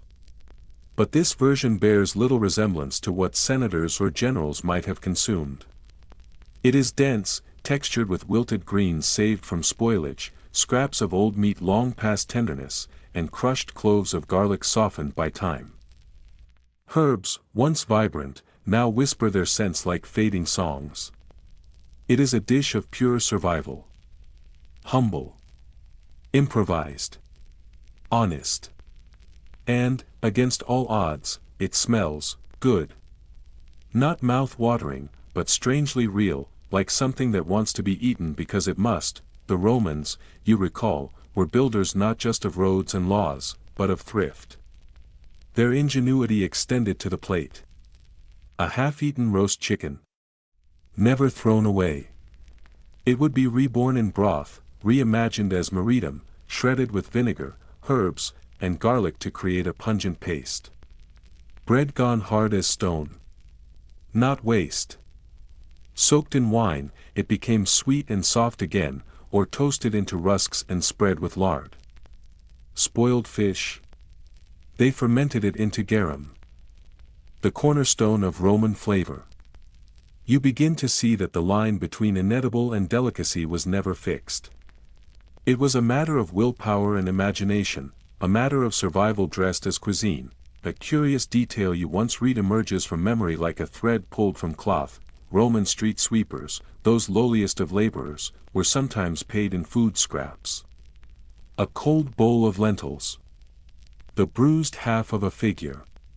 It may not sound like currency, but after hours beneath the punishing sun, with dust caked into the folds of your tunic and sweat clinging like armor, even a half-eaten crust is salvation. In a city where every breath had a cost, anything edible had worth. You pause by a worn stone step, where a woman crouches low, her threadbare tunic clinging loosely to shoulders that bear more weight than fabric. Her eyes are sunken, her face lined with fatigue, yet her movements are gentle as she stirs a cracked clay bowl of olive pit soup. Beside her, a barefoot child rests, nestled in the folds of her garment like a bird in a nest. She raises the spoon, feeds him slowly. The moment is simple, yet it ripples with quiet strength. She looks up briefly, catches your gaze in the flicker of torchlight and offers a nod, not of welcome, but of endurance. You return it, wordlessly, and continue walking, stirred by a respect that aches in your chest. It's in these spaces, in these faces, that Rome truly breathes. Every crumb mattered. Every drop counted. Even soured wine was transformed, boiled down into vinegar for wounds or cooking. In poverty, creativity flourished. Not by choice. By necessity. As you drift back toward the Forum, where once the whole of the empire pulsed in daylight, now wrapped in moonlight and shadow, you hear muffled laughter. A small band of night guards lounges near a column, mid-shift and mid-meal. They eat without ceremony, buxalatum, bread so hard it could double as a weapon, paired with dried figs and strips of salted meat. One soldier raises his brick-like ration and knocks it gently against his comrade's helmet in jest. A chuckle escapes you. Even in the harsh routine of Rome's military, levity found a way in. Soldiers were known to forage when possible, tossing wild herbs into their rations or scrounging onions to soften the edge of their meals. And, when fortune smiled, a splash of garum made all the difference. Modern historians still debate the nutritional value of the Roman military diet. Was it fuel? Or sustenance? Was simplicity the secret of their might, or just the bare minimum to keep marching? Yet one thing is clear, Roman cooks, whether working over marble countertops or street braziers, could wring flavor from hardship. Could make a meal from memory. At the far edge of the Forum, past darkened shops and silent archways, you notice a man crouched over a glowing brazier. He turns a skewer slowly, carefully, as if time itself might be altered by haste. Smoke spirals upward, scented faintly with charred herbs and burning wood. You draw near and see the source, several tiny birds, sparrows. Roasting over the flame, their delicate bodies crisped into miniature skeletons. Their bones will be eaten too. Nothing wasted. A sprinkle of dried parsley, a solemn nod, and the man eats without fanfare. There's a quiet tragedy in the act, a dignity carved from necessity. The philosophy is clear. Waste nothing. Rome doesn't. You pause by a public fountain, its marble gleaming beneath moonlight like polished bone. Cool water trickles from its spout, a ribbon of silver in the dark. You dip your fingers into it, feel the chill of centuries. This water has traveled through aqueducts older than many gods, drawn from mountains and coaxed through stone by genius. The Romans revered water.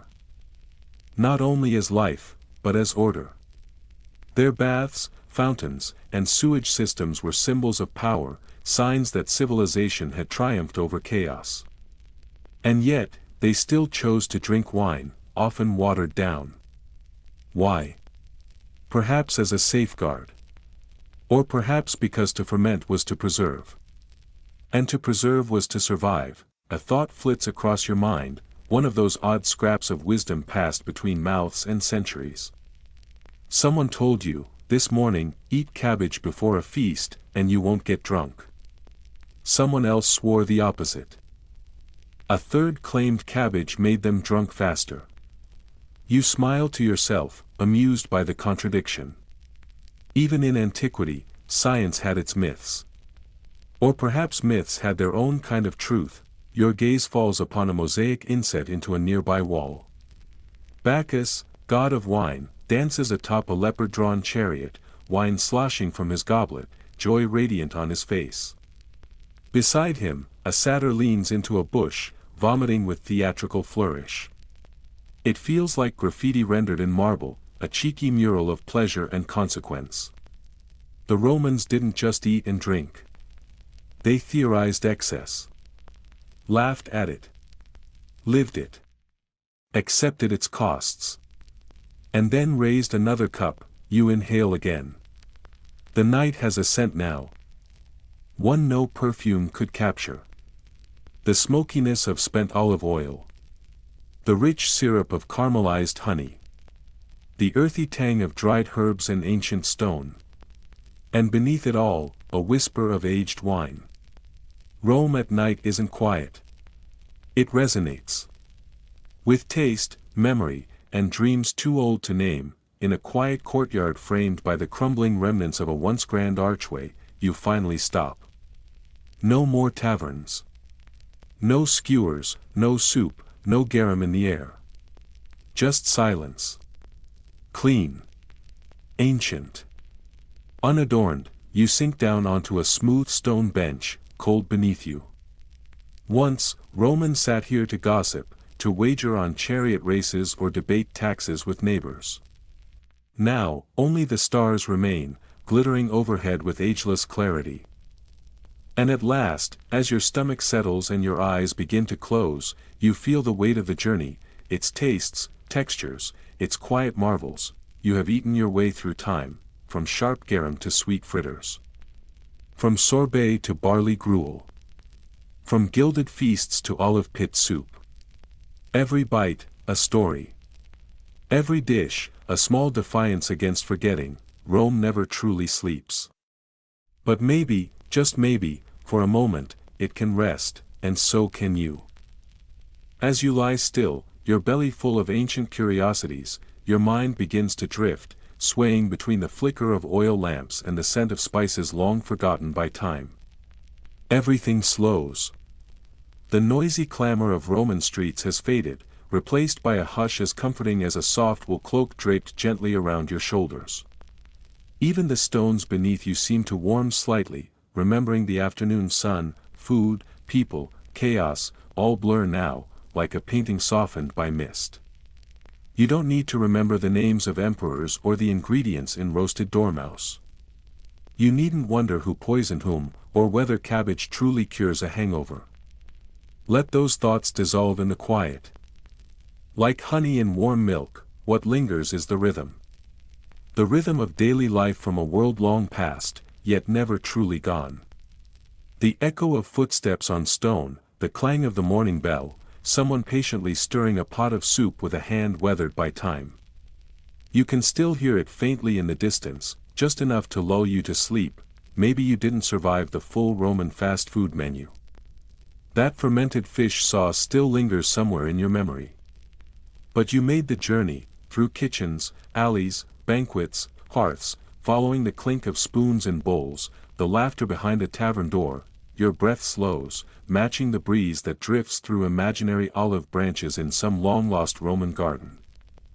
The fan in your room hums like cicadas in the far hills, and your blanket feels suddenly like a borrowed toga, light and familiar. Eyes close. Limbs grow warm, let it all melt away, every era, every name, every strange dish, and fall into sleep. Not a Roman sleep of plots, ulcers, and overcooked snails, but your sleep. Peaceful. Simple. Safe, sleep well, time traveler.